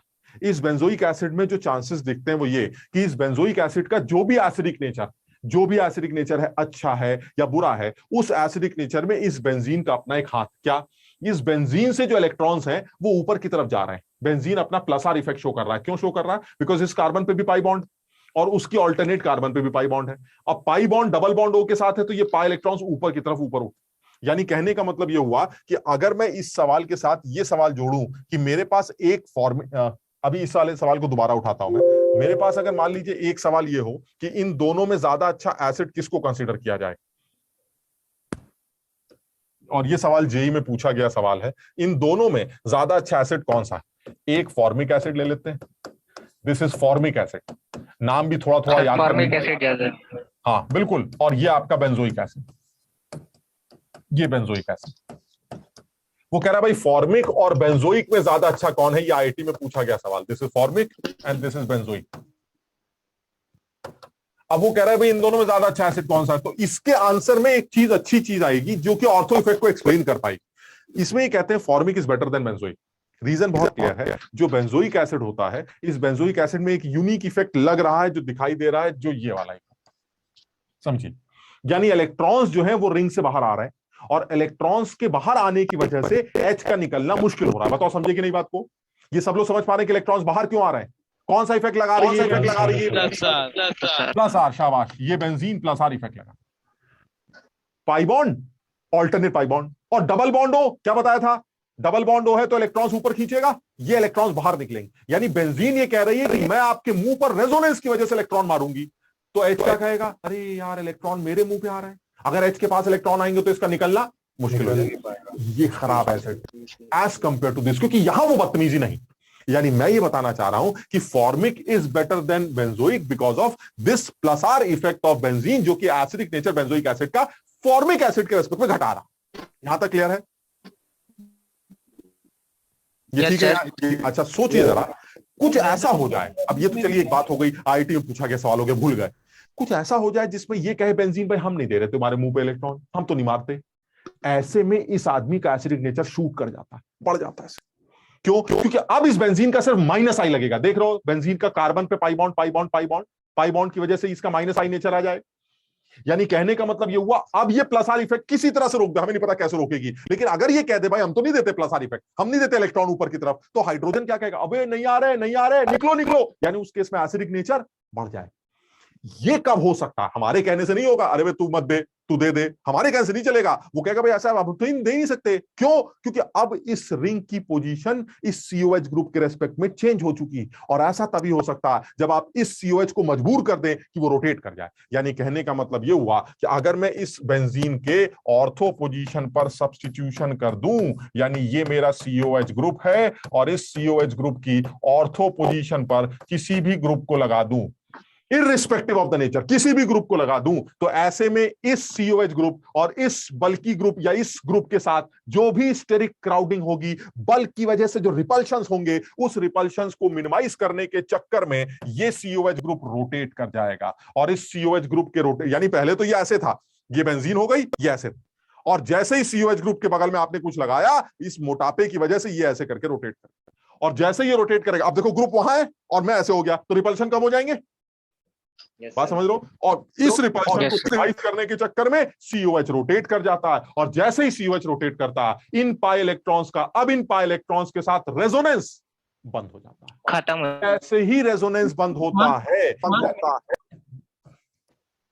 तुम बताओ, ये जो असर है, एक सेकेंड, ये जो असर है, ये एसिडिक नेचर बढ़ा रहा था या घटा रहा था? ये वाला जो असर घटा रहा था सर, और ये असर बंद हो गया, तो एसिडिक नेचर अचानक इंक्रीज कर जाता है। And this effect is known as ortho effect. So irrespective of the nature of the group, if the ortho substitutes benzoic acid, अगर आपने ऑर्थो पे सब्स्टिट्यूशन कर रखा है तो बेंजोइक एसिड का एसिडिक नेचर बढ़ने लगता है। रीजन, ऑर्थो सब्स्टिट्यूशन की वजह से रिंग का प्लस आर इफेक्ट खत्म हो जाता है, जिसकी वजह से एसिडिक नेचर इंक्रीज करने लगता है।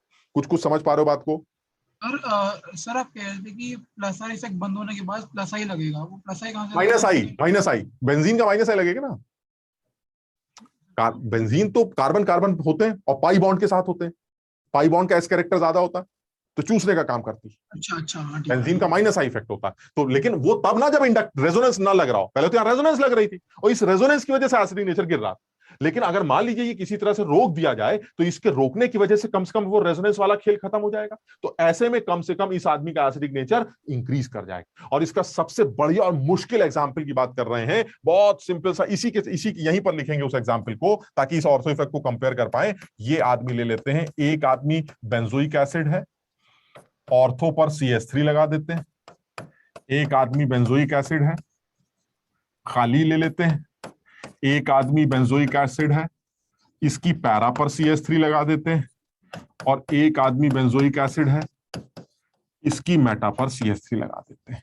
वो कह रहा भाई साहब ये 4 बेंजोइक एसिड्स हैं, एक खाली है और 3 सब्स्टिट्यूटेड बेंजोइक एसिड्स हैं। आप बताइए ऑर्थो मिथाइल वाला, मेटा मिथाइल वाला या पैरा मिथाइल वाले में से अच्छे खराब कौन से?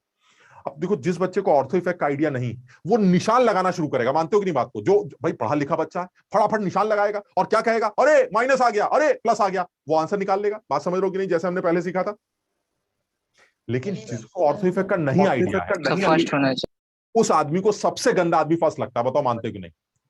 जिसको ऑर्थो इफेक्ट का आइडिया नहीं, उसको सबसे लुटा हुआ आदमी फर्स्ट लगता है। मानते हो कि नहीं? देखो जरा क्या करता है CH3, पर है उल्टा सर, है उल्टा।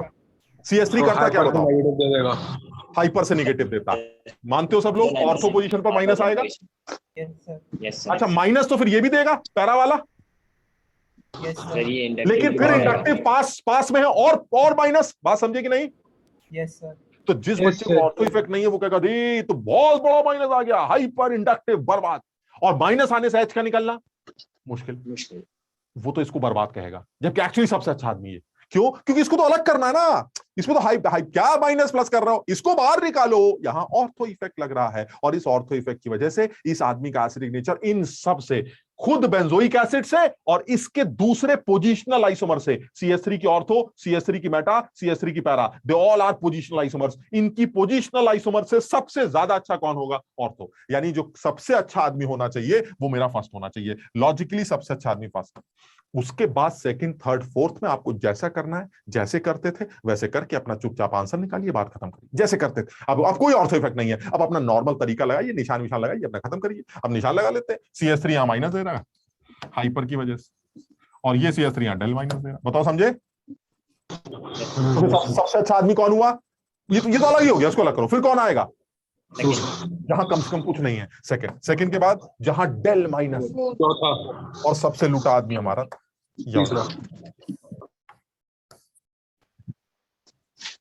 यानी ऑर्थो सब्स्टिट्यूशन की वजह से बेंजोइक एसिड का एसिडिक नेचर इंक्रीज करता है। धीरे धीरे जो कुछ उल्टी सीधी बातें आएंगे हम करेंगे, लेकिन पहले जैसे जैसे चीजें चल रही वैसे वैसे समझते चले जाते हैं और याद करते चले जाते हैं। इसी में हो सकता है एक सवाल ऐसा बना दें जिसमें इसी के साथ एक और आदमी लगा दें। मान लीजिए एक और CH3 भी बगल में लगा दिया। अगर एक और CH3 आप बगल में लगा देंगे तो एक सेकेंड, ये नोट कर लिया सबने? Yes sir. आगे बढ़े। इसी का एक सवाल मेरे पास है। मैं तुम्हें दिखाता हूं, ये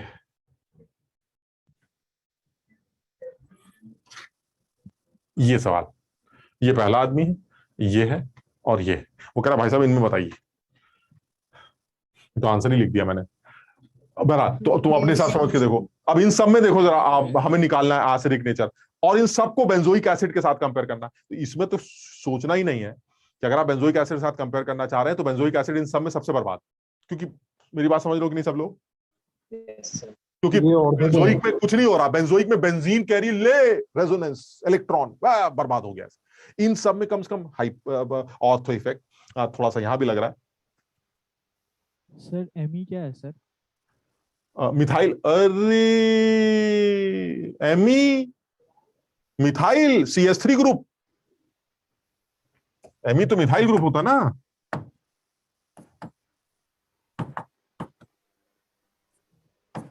ET इथाइल, कभी कभी PR मिल जाता है, प्रोपाइल, कभी कभी देखा होगा तुमने BU लिखा मिल जाता, BU ब्यूटाइल। तो ऐसे करके कॉमन एमी और ET होते हैं, तो एमी और ET का ध्यान रखना। Me is methyl group, CH3 group, और ET इज इथाइल, शॉर्ट में लिख देते हैं, तो CH2 CH3 की जगह ET लिख देते हैं। तो ये सब है ना, तो ये CH3 ऐसे लगे। अब सोचो बेंजोइक एसिड भी अगर साथ में होता तो वो तो सबसे खराब एसिड होता, लेकिन ये सिर्फ वो आदमी आंसर दे पा रहा है जिसको ऑर्थो इफेक्ट आइडिया। तो मैं तुमको कुछ अलग सा कुछ नहीं बता रहा, एक छोटी सी बात बता रहा हूं। ऑर्थो पर सब्स्टिट्यूशन से बेंजोइक एसिड का एसिडिक नेचर बढ़ता है। This effect is known as ortho effect, जो बेंजोइक एसिड के ऊपर देखने को मिलता है। इस ऑर्थो इफेक्ट की वजह से COH ग्रुप की प्लेनारिटी रिंग से डिस्टर्ब होती है, जिसकी वजह से रिंग के साथ उसका रेजोनेंस बंद हो जाता है और एसिडिक नेचर इंक्रीज कर जाता है। अब जितना ज्यादा ऑर्थो इफेक्ट एप्लीकेबल होगा, एसिडिक नेचर उतना ही ज्यादा इंक्रीज करेगा। तो यहाँ एक मिथाइल लग रहा है, ठीक है जो भी है। यहाँ इतने मोटे मोटे लोग लगे लेकिन एक तरफ लगे, यहाँ दोनों तरफ। समझ लो बात को, बड़ा इंपॉर्टेंट एग्जाम्पल है, इन दोनों में कोई कंफ्यूजन नहीं होना चाहिए। कुछ बच्चे कहते हैं सर यहाँ तो ज्यादा मिथाइल लगे, यहाँ दो ही लगे। अरे ज्यादा लगे लेकिन एक तरफ लगे, यहाँ दोनों तरफ लगे, दोनों तरफ से परेशानी। यानी ज्यादा ऑर्थो इफेक्ट कौन खा रहा है? थर्ड वाला। और जितना ज्यादा वो ऑर्थो इफेक्ट खाएगा उसका एसिडिक नेचर उतना ही ज्यादा अच्छा होगा। इसलिए सबसे अच्छा एसिडिक नेचर थर्ड होना चाहिए और सबसे खराब फर्स्ट। और बेंजोइक होता तो सबसे खराब। ऑर्डर है 1 2 3, नहीं क्या है 3 2 1। सर ऑर्थो इफेक्ट की वजह से तो सिर्फ वो प्लेन बदल रहा है ना, हाँ COH का, तो उसमें चाहे 2 लगाओ चाहे 3 लगाओ। नहीं वो ऐसा नहीं है ना, क्योंकि चाहता नहीं है वो प्लेन बदलना, क्योंकि प्लेन के बदलते ही रेजोनेंस खत्म होने लगती है। उसको इससे क्या मतलब कि उसका एसिडिक नेचर अच्छा या खराब है? वो तो ये कहेगा अरे हम तो रेजोनेंस में, हमें तो अच्छा लगता है। एसिडिक नेचर की ऐसी थी, हमें कौन सा एसिड बनना था, हमें कौन सा बेस बनना था। वो तो तुम ही कहते हो हम अच्छे एसिड है, हम तुम ही कहते हो हम अच्छे बेस है। वो कह रहा भाई हम तो रेजोनेंस कर रहे हैं बेंजीन के साथ, रेजोनेंस से बड़ा अच्छा लगा, रेजोनेंस की वजह से एनर्जी रिलीज होती। लेकिन जब रिपल्शंस होते हैं तो उसको घूमना पड़ता है। तो जितने कम रिपल्शंस होते हैं वो अवॉइड करता है, कम घूमेंगे ताकि थोड़ा बहुत रेजोनेंस हो सके, थोड़ा बहुत चक्कर। लेकिन जहां बल्क आ जाता है तो उस बेचारे को नाचना पड़ता है। मेरी बात समझ लो कि नहीं सब लोग? तो इसीलिए जितना ज्यादा और दोनों पोजीशंस पर आपने बल्क लगाए तो उस केस में COH को पक्का 90 डिग्री पे जाना पड़ता है। ना इधर झेल पाता है ना उधर झेल पाता है। और 90 डिग्री का मतलब है मैक्सिमम दूर हो जाना, इससे ज्यादा दूर नहीं हो सकता। बात समझ लो? यानी आपने अगर एक तरफ बल्क लगा रखा है और एक केस में दोनों तरफ बल्क लगा रखा है, तो ऑर्थो इफेक्ट ज्यादा अच्छा वहां लग रहा है जहां पर आपने दोनों तरफ मिथाइल ग्रुप लगा रखे हैं। एक तरफ के मिथाइल ग्रुप लगाने से फर्क नहीं पड़ रहा, मतलब फर्क पड़ रहा है लेकिन उतना फर्क नहीं पड़ा जहां दोनों तरफ मिथाइल लगा। समझ पा रहे हो ना? तो इसलिए ये कंफर्म है कि ऑर्थो इफेक्ट जो ज्यादा दिखाई दे रहा है वो इस आदमी के अंदर दिखाई दे रहा है, जिसकी वजह से इसका एसिडिक नेचर इससे बेटर, और इसका फिर इससे अच्छा है, ये भी तुम समझ रहे होगे, और इसका फिर बेंजोइक एसिड से अच्छा है, ये भी तुम समझ रहे होगे। बात समझ रहे हो सब लोग? सर अब तो अगर पैरा पे भी कुछ भी लगा दे तब भी कोई फर्क नहीं पड़ेगा? कोई अलग हो गया, वो खेल ही खत्म हो गया, उसको कंपेयर ही नहीं करना है। तो हम एक आध एग्जांपल अभी ऐसे ले लेते हैं और समझ में आएगी वाली बात। हाँ सर अगर जैसे सर लास्ट वाले में, सर थर्ड वाले में अगर दोनों साइड एमी है सर और एक ही साइड ज्यादा एमी लगा दे तो सर क्या होगा सर? एक ही साइड ज्यादा एमी लगा तो है, देखो ये सर नहीं सर, दोनों साइड लगा हुआ है सर, बट एक साइड में एमी ज्यादा है, एक साइड में एमी कम है सर। मतलब इस चौथा एक और एग्जांपल बनवा रहे हो? Yes sir. हाँ, उसमें एक साइड एमी है और एक साइड एमी से ज्यादा कार्बन लगे। Yes sir. हाँ तो फिर वो और अच्छा हो जाएगा। फिर वो और अच्छा हो जाएगा। और नहीं समझे? वो बल्क और ज्यादा मिले। डिग्री पे सर C00 90 डिग्री 90 पे ही रहेगा, लेकिन फिर वही है ना, फिर प्रिडिक्ट कैसे करेंगे? मतलब कंपेरेबल सवाल बहुत अच्छा तो नहीं, लेकिन अगर फिर भी वो हमसे कहता है ये कंपेयर करके दिखाओ, तो हम तो यही कहेंगे भाई ऐसा है, हमने तो ये पढ़ा था कि ऑर्थो पर बल्क बढ़ाने से एसिडिक नेचर बढ़ता है। तो आपके सवाल के अकॉर्डिंगली अगर आपने यहाँ मिथाइल लगा रखा है तो एसिडिक नेचर, अगर इथाइल लगाते तो उससे खराब होता, इथाइल की वजह से एसिडिक नेचर और अच्छा हो जाए और अच्छा माना जाए। नहीं, इंडक्टिव का रोल नहीं है, कोई इंडक्टिव से मतलब नहीं, सब अलग कर दीजिए। ऑर्थो पर पहले आप ऑर्थो इफेक्ट से आंसर निकालिएगा, फिर बाद में सोचेंगे। अगर दो जगह ऑर्थो लग रहा हो तो आप इंडक्टिव से आंसर निकाल लीजिए। तो क्वेश्चन जो आप छोड़ा था, मतलब मैं अभी और हाँ सर अगर थर्ड केस में हमने अगर और लगा दिए इन्हीं दो पोजीशंस में तो ये 90 डिग्री से ज्यादा क्या ही घूमेगा? मतलब नहीं घूमेगा।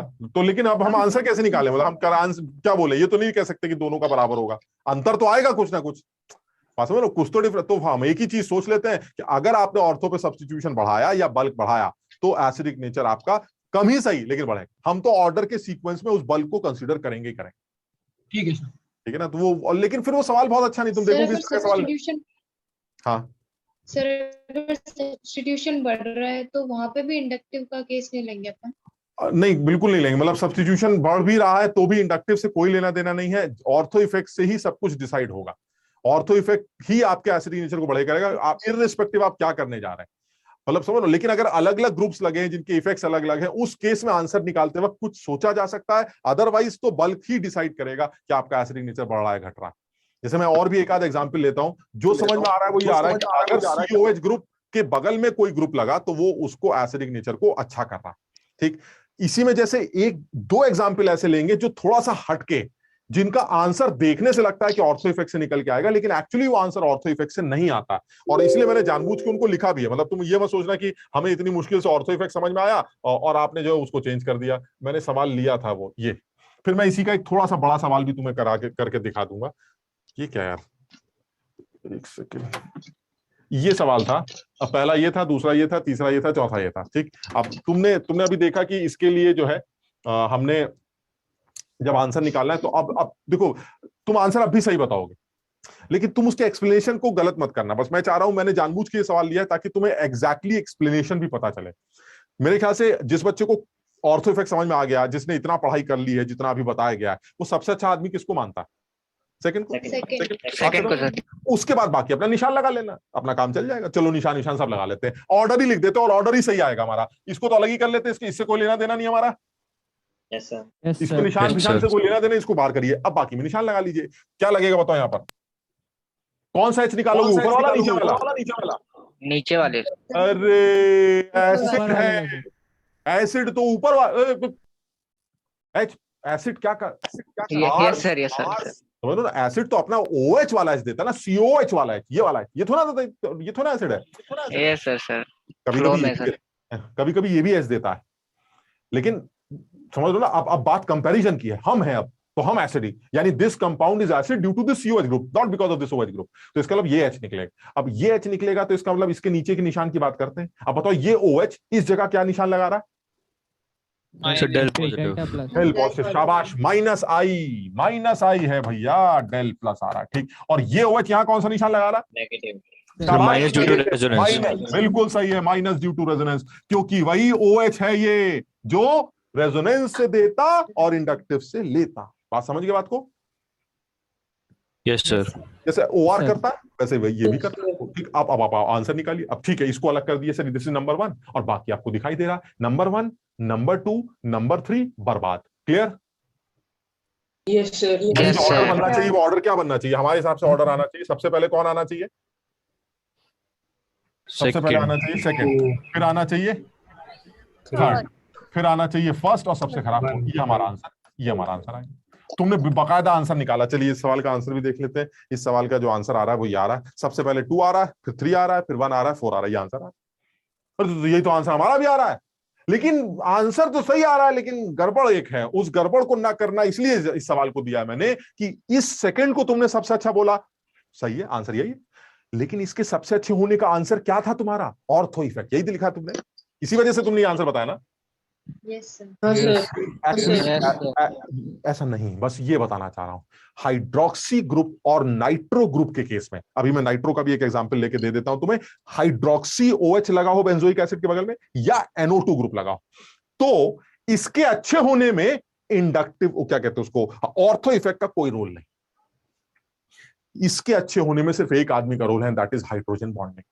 इस बात को सब लोग याद कर लेंगे कि ऑर्थो हाइड्रोक्सी बेंजोइक एसिड जो होता है वो अच्छा है। This is not because of ortho effect, because there is no ortho effect. OH group is a small group, इसके अंदर कोई ऑर्थो इफेक्ट नहीं लग रहा। अच्छे होने का रीजन जो होगा वो अच्छे होने का हाइड्रोजन बॉन्डिंग। बस इस बात को याद करना। हाइड्रोजन बॉन्डिंग भी कौन सी हाइड्रोजन बॉन्डिंग की आप बात कर रहे हैं? अगर आप यहां से H को हटाएंगे, हम अगले पेज पे लिख लेते हैं इस बात को, पहले नोट कर लो भाई, ये तो ठीक है, ये तो आंसर तो तुम समझ ही जाओगे। इसमें मेंशन कर लेना this answer is correct, it is the second one is best, इसमें भी कोई शक नहीं है, but this is not because of ortho effect. ये जरूर मेंशन कर लेना, this is best because of intramolecular hydrogen bonding of conjugate base, यानी जो कॉन्जुगेट बेस बनेगा उसकी स्टेबिलिटी की वजह से। सर लेकिन ऑर्थो इफेक्ट लग रहा होगा ना अभी भी। एक सेकेंड बेटा रुक जाओ जरा सा, क्या कह रहे हो? हाँ क्या कह रहे हो? सर मैं कह रहा हूँ ऑर्थो इफेक्ट तो अभी भी लगेगा ना। नहीं, ऑर्थो इफेक्ट लग नहीं पाएगा ना, वो हाइड्रोजन बॉन्डिंग कर लेगा तो वो घूमेगा ही नहीं। मतलब वही मैं बताना चाह रहा था। देखो जैसे ये है आपका, इस आदमी से अगर हम कहें कि भाई ऐसा है, ये COH है और इसके बगल में यहाँ OH लगा है, ठीक। अब मान लीजिए इसने अपना H छोड़ दिया, तो अगर इस आदमी ने अपना H छोड़ा तो इसकी शक्ल ऐसी बन जाएगी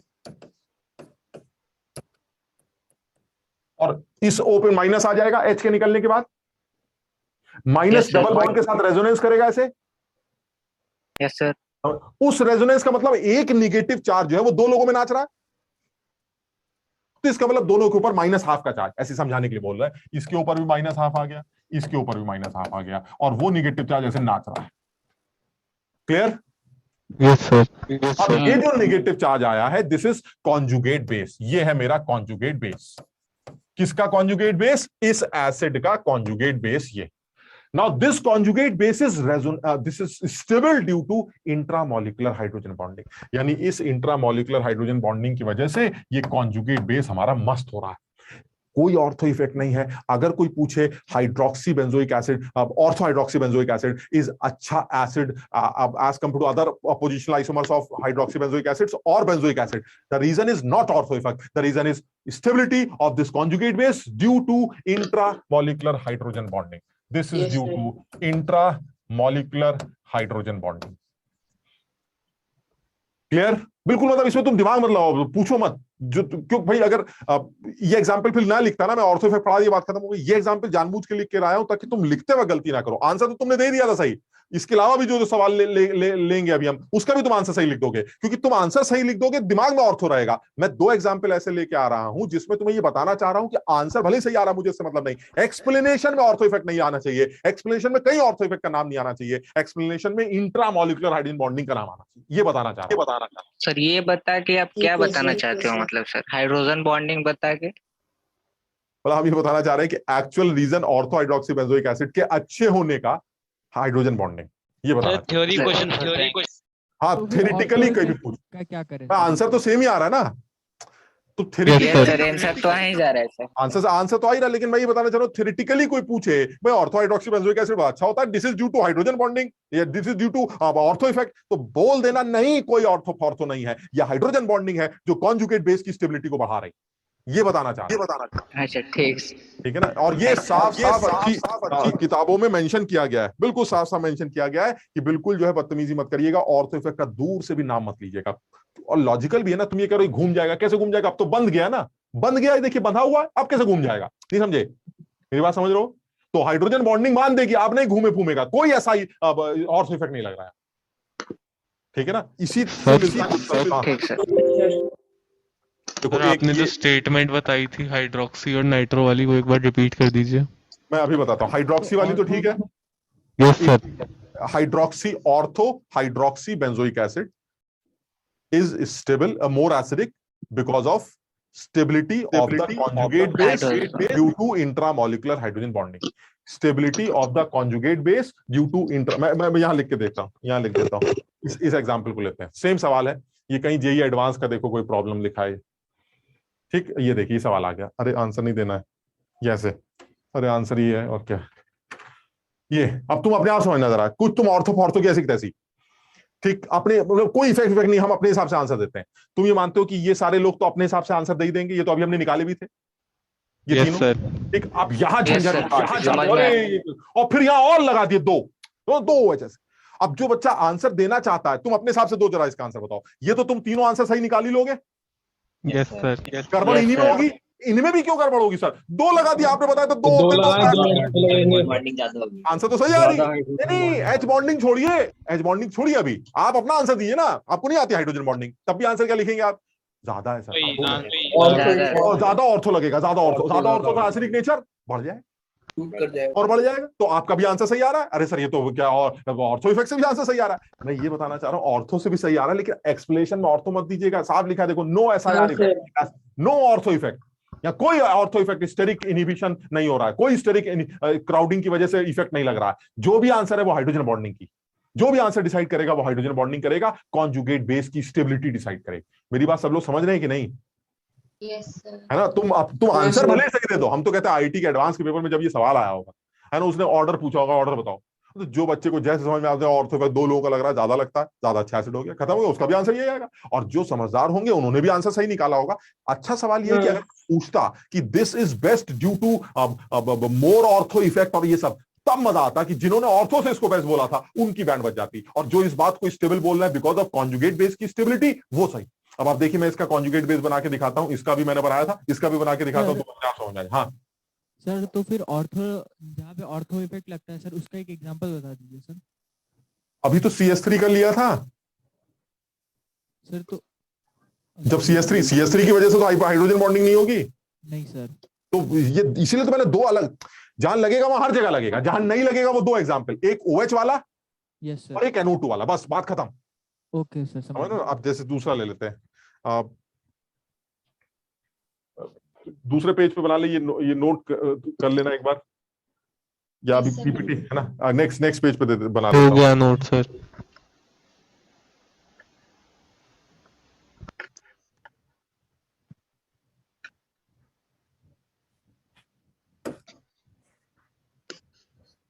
ये था, जैसे हम सिर्फ 2 ही लोग ले रहे हैं, एक ये है COH ग्रुप और ये आपका OH और ये आपका OH। इस आदमी को आप चाहे जैसे अच्छा बोल दीजिए, ऑर्थो इफेक्ट लग रहा है वगैरह वगैरह, एक्चुअल एक्सप्लेनेशन वो नहीं। एक्चुअल एक्सप्लेनेशन जो कॉन्जुगेट बेस बनेगा उसकी स्टेबिलिटी, और जो कॉन्जुगेट बेस बनेगा वो ये बनेगा। यानी जैसे ही H यहां से निकलेगा, ये बनेगा आपका COH, माइनस आएगा, माइनस मस्त नाचेगा, यहां भी -½ आएगा, यहां भी -½ आएगा, और ये आपका हाइड्रोजन बॉन्डिंग से स्टेबलाइज होगा। This is my conjugate base, stable due to intramolecular hydrogen bond. यानी इस बार ये एक जो कॉन्जुगेट बेस है वो दोनों तरफ से मस्त हो रहा है, इधर से भी मस्त हो रहा है, इधर से भी मस्त हो रहा है। तो इसका मतलब ये हुआ कि ये वाला जो 2,6 डाइहाइड्रोक्सी बेंजोइक एसिड है, this is 2,6 dihydroxy benzoic acid, this 2,6 dihydroxy benzoic acid is more acidic than 2-हाइड्रोक्सी बेंजोइक एसिड, जो इससे पहले वाला था। Why? Because of the stability of the conjugate base. This conjugate base is more stable due to more intramolecular hydrogen bonding. क्या होता है hydrogen bonding से स्टेबिलिटी कैसे बढ़ रही है बताओ? क्यों बढ़ रही है हाइड्रोजन बॉन्डिंग से स्टेबिलिटी? स्ट्रॉन्ग बॉन्ड हुआ सर। क्या फिर से बोलो, नहीं समझ। एनर्जी रिलीज हो, क्योंकि यहाँ H के डेल प्लस से आपके नेगेटिव चार्ज का इंटरेक्शन है, और इस इंटरेक्शन से आपकी एनर्जी रिलीज होगी, और जब एनर्जी रिलीज होगी तो मॉलिक्यूलर एनर्जी या इस आयन की एनर्जी कम हो जाएगी और इसकी स्टेबिलिटी बढ़ जाएगी। समझ रहे हो? तो यानी हम ये एग्जाम्पल से सब समझाना चाह रहे हैं, सिर्फ इस एग्जाम्पल को, ज्यादा दिमाग मत लगाओ, सिर्फ इस एग्जाम्पल को। कौन से? जिसमें ऑर्थो पे हाइड्रोक्सी लगा, इस एग्जाम्पल को ध्यान रखते हैं। द बेटर, इस आदमी के अच्छे एसिड होने का रीजन ऑर्थो इफेक्ट नहीं दिया जाता, इसके बेटर होने का रीजन इस कॉन्जुगेट बेस की हाइड्रोजन बॉन्डिंग की वजह से स्टेबिलिटी दी जाती है। ये यूनिक एग्जाम्पल जिसको याद करने के लिए बोल रहा हूं। सिमिलरली नाइट्रो ग्रुप की वजह से होता है। अगर आपने, जैसे अभी पता नहीं कोई बच्चा कह रहा था नाइट्रो ऑर्थो पे लगेगा, अगर नाइट्रो ग्रुप दे रखे हो 4-5 और उसमें एक नाइट्रो ऑर्थो पे लगा और एक नाइट्रो पैरा पे लगा या मेटा पे लगा, तो उस केस में जो नाइट्रो ऑर्थो वाला है वो नाइट्रो ऑर्थो पे लगा नाइट्रो एसिडिक नेचर को ज्यादा बढ़ाता है, और इस बार भी हाइड्रोजन बॉन्डिंग का ऑर्थो इफेक्ट का नाम नहीं लिया जाता, इस बार भी नाम हाइड्रोजन बॉन्डिंग का ही लिया जाता है। बस इस बात को, यानी मैं ये कहना चाह रहा हूं कि इस आदमी में कोई बुराई नहीं है, ये आदमी एक बढ़िया एसिडिक नेचर शो करता है। This is because of this is COH and this is NO2। ये एक बढ़िया एसिडिक नेचर शो करता है ऑर्थो नाइट्रोबेंजोइक एसिड। रीजन क्या है? ये इसलिए बहुत बढ़िया एसिडिक नेचर शो कर रहा है क्योंकि इस बार भी जब H निकल कर जो कॉन्जुगेट बेस बनाएगा, दिस इज -½ दिस इज -½ और ये आ गया आपका NO2 हो गया ऐसा, ये आ गया आपका N। तो जैसे ही H यहां से बाहर निकलेगा, इस H के बाहर निकलने के बाद जो एनायन बनेगा, ये एनायन इंट्रैक्शन शो करेगा, प्लस माइनस इंट्रैक्शन की वजह से जबरदस्त एनर्जी रिलीज होगी और इस कॉन्जुगेट बेस की स्टेबिलिटी बढ़ेगी due to this cationic anionic interaction, and due to this cationic anionic interaction this conjugate base is stable. यानी this time this conjugate base is stable due to anionic cationic interaction।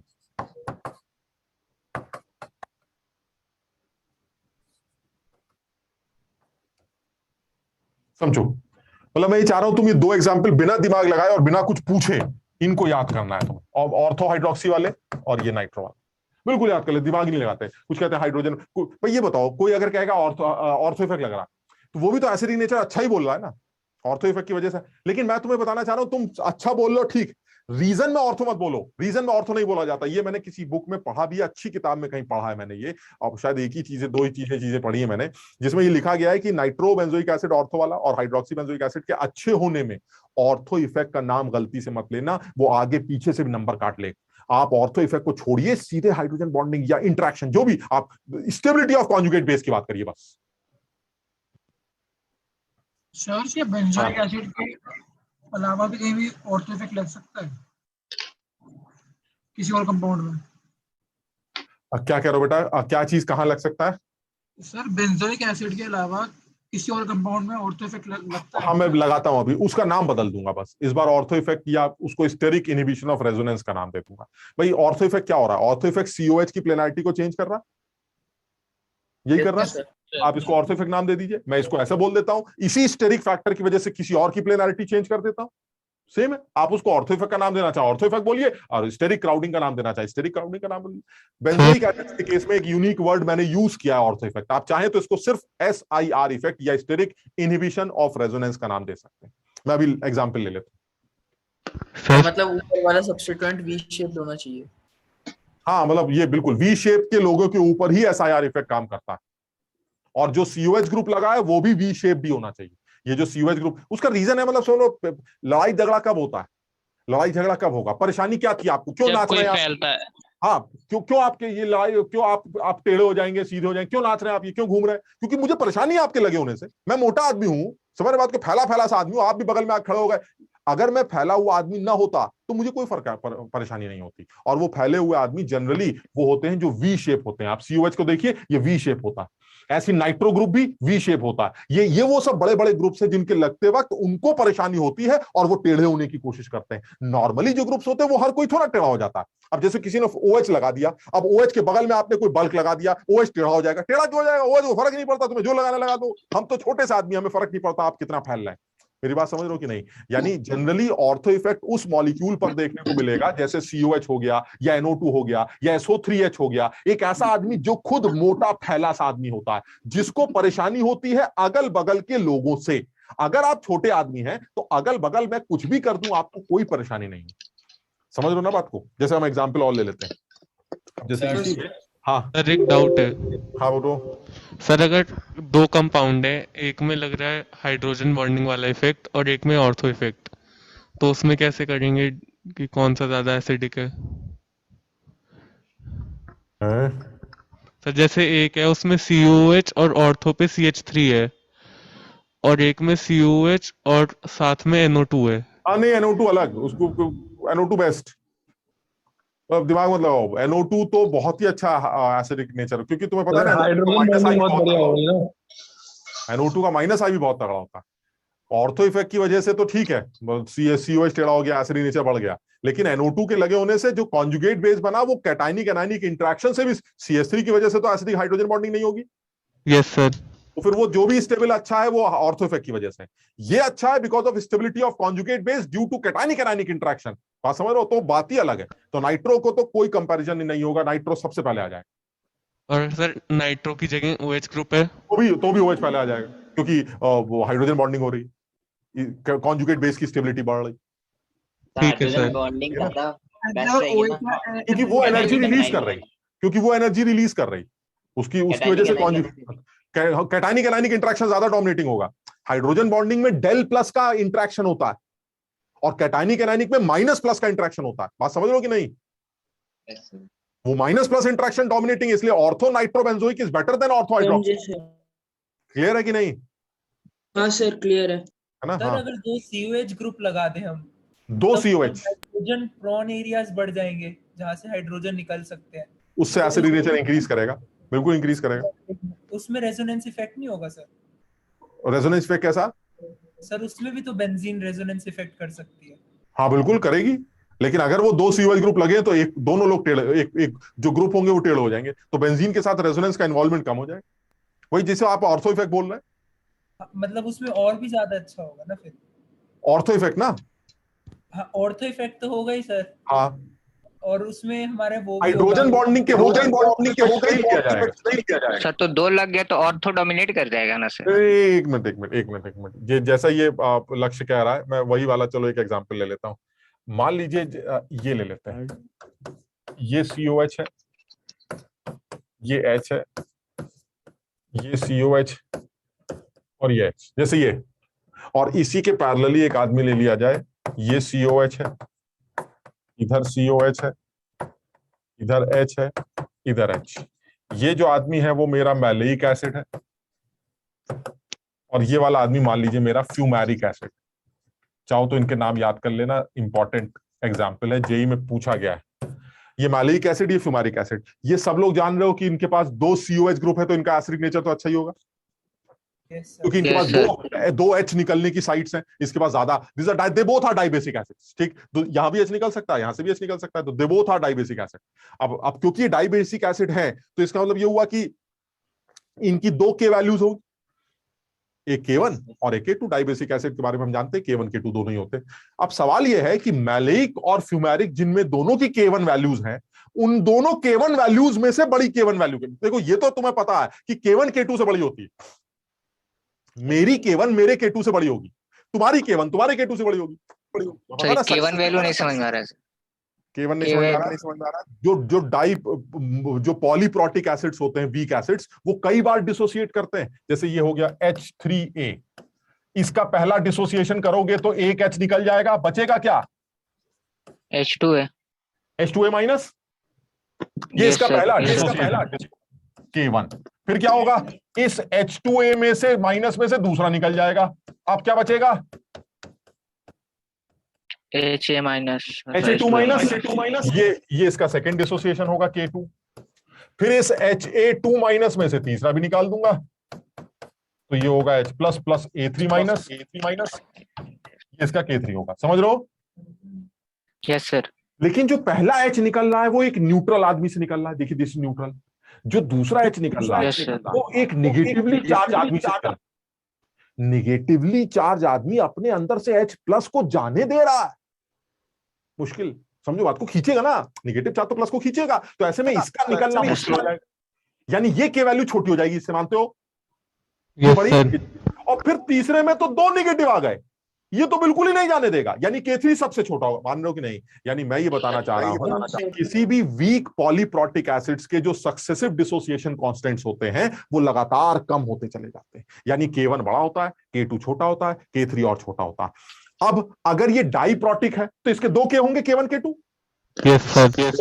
किसमें K1 बड़ा होगा K2 से? Yes sir. मैं ये कहना चाह रहा हूं, मैलेइक के 2 K होंगे K1 K2, मैलेइक के K1 की वैल्यू मैलेइक के K2 से बड़ी होगी। फ्यूमेरिक के 2 के होंगे K1 एंड K2, फ्यूमेरिक का K1 फ्यूमेरिक के K2 से बड़ा होगा, K1 हमेशा K2, ये तो ठीक है। हाँ सर ठीक है यस सर ये तो आपस में बातचीत। अच्छा सवाल ये थोड़ी ना हुआ, ये तो दुनिया जानती है कि K1 K2 से बड़ा होता है। अच्छा सवाल ये कि तुम्हारा K1 मेरे K1 से बड़ा है कि नहीं, और तुम्हारा K2 मेरे K2 से बड़ा है। अब कंपेयर इनको करना है, आपस में खेल लिया, मेरा K1 मेरे K2 से बड़ा, तुम्हारा K1 तुम्हारे K2 से बड़ा, लेकिन मेरा K1 तुम्हारे K1 से बड़ा है कि नहीं, ये डिसाइड करना। अब ये सवाल अच्छा हो गया। मैलिक का K1 बड़ा होगा। मैलिक का K1 बड़ा होगा। मैलेइक का K1 बड़ा होगा और फ्यूमेरिक का K2, क्या कह रहे हो? नहीं सर दोनों ही ऊपर वाले के लग रहे हैं। दोनों ही ऊपर वाले के बड़े होंगे। यस सर, यही सब ऑप्शंस हैं सर, ऊपर वाले के लग रहे हैं। तो यही सब ऊपर वाले के K1 और K2 बड़े होंगे दोनों। ऊपर वाले के K1 और K2 नीचे वाले के K1 K2 से बड़े होंगे, ये कह रहे हो? Yes sir. सर ये ट्रांसेंस जैसा लग रहा है ये ट्रांसेस ही है। This maleic acid and this क्या है, ये fumaric acid, they are geometrical isomers. Maleic is trans isomer and fumaric is cis isomer. दूसरा ट्रांस वाला ज्यादा स्टेबल बैठता है। अरे यार लग रहा है उल्टा बना दिया, कंफ्यूज कर दिया। मैलिक ट्रांस होता है, फ्यूमेरिक ट्रांस होता है, भूल गया मैं। अब ऐसा करते हैं इसका नाम भूल जाते हैं, तो नाम मिटा दो, बाद में देख लेंगे नाम अपने आप। मैं मुझे एकदम से कंफ्यूजन हो गया। मुझे लग रहा है maleic is cis and fumaric is trans. अब मुझे ऐसा लग रहा है कि मैलिक सिस तो बड़ा कंफ्यूजन होता है साला केमिस्ट्री में। तो मैलिक सिस होता है और फ्यूमेरिक ट्रांस होता है, ये सही है। एक सेकंड स्लाइड भी होगी, एक सेकंड, बस एक सेकंड।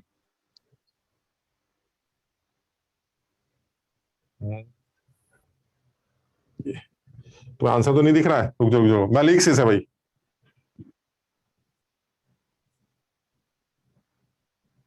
सर आंसर दिख रहा है, देखो ना, दिख रहा है तो देख लेंगे। ये मैलिक है भाई, ये वाला फ्यूमेरिक हो गया। अच्छा वो याद आ गया, फ्यूमेरिक और ये मैलिक हो गया। तो सर फ्यूमेरिक का ज्यादा होगा K1 K2 मैलिक से। हाँ ये भी एक ऑप्शन है। तो पहले वाले का K1 ज्यादा होगा। पहले वाले का K1 ज्यादा होगा, यानी फ्यूमेरिक का K1 बड़ा है, मैलिक का K1 छोटा। तो सर जब मैलिक का H निकल जाएगा तो वो स्टेबल बन जाएगा बॉन्ड करके। यस मैलिक का K1 फ्यूमेरिक के K1 से बड़ा होता है, जिस वजह से भी बड़ा होता है उसी वजह से मैलिक का K2 फ्यूमेरिक के K2 से छोटा होता है। वजह इज सेम एंड वजह is intramolecular hydrogen bonding of the conjugate base. खत्म। ये जो मैलिक है, कहां गया मैलिक, ये जो नीचे वाला आदमी है, अगर इसने गलती से H निकाल दिया, मान लीजिए इसने H, कौन सा H निकालेगा, यही वाला, दोनों सेम है, कोई भी निकाल, तो मान लीजिए कोई सा भी निकाल देगा। तो मान लीजिए इसने ऊपर वाला H निकाल दिया, तो अगर इसने ऊपर वाला H निकाल दिया तो ये बचेगा।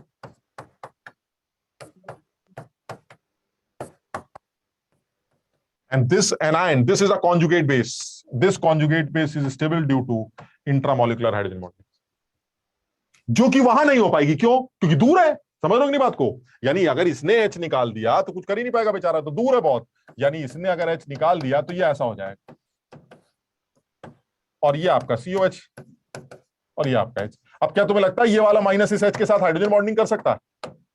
बहुत मुश्किल। ये आदमी जब अपना पहला H निकालेगा तो जो कॉन्जुगेट बेस बनेगा, it is stable due to intramolecular hydrogen bonding. और वो वाला आदमी अपना H निकालेगा तो कॉन्जुगेट बेस के अंदर कम से कम हाइड्रोजन बॉन्डिंग की वजह से स्टेबिलिटी नहीं आएगी। तो कौन सा कॉन्जुगेट बेस ज्यादा स्टेबल है? नीचे वाला। पहला H निकलना आसान हो गया, यानी K1 ऑफ एक सेकंड, K1 ऑफ फ्यूमेरिक। हाँ क्या कह रहे हो बेटा?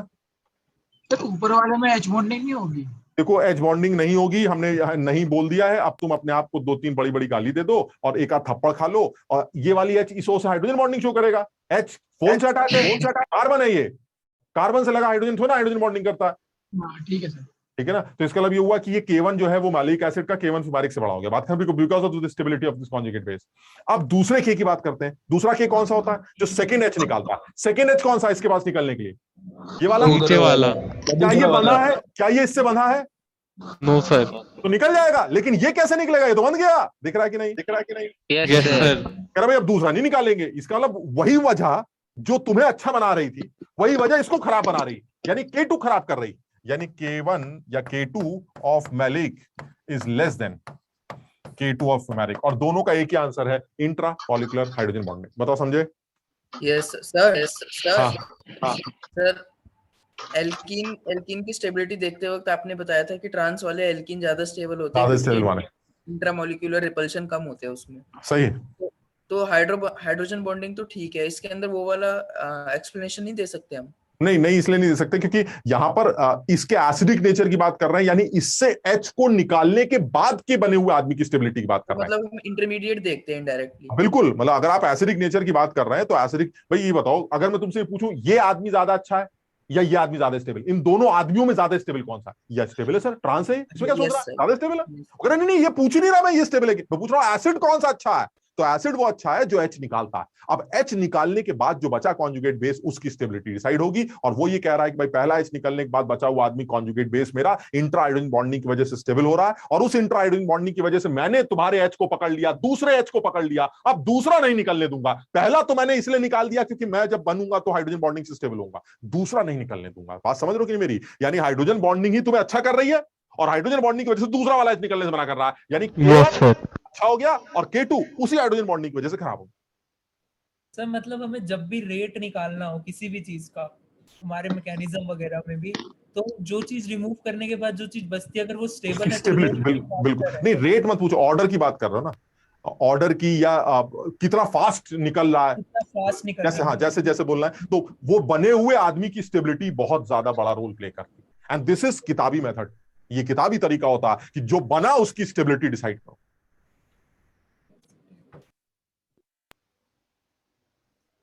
ठीक है ये, तो आज इतना ही करते हैं यार, अगली क्लास में फिर मिलते हैं। चलो अब पढ़ाई करो, bye bye. Bye sir. Bye sir. Bye sir.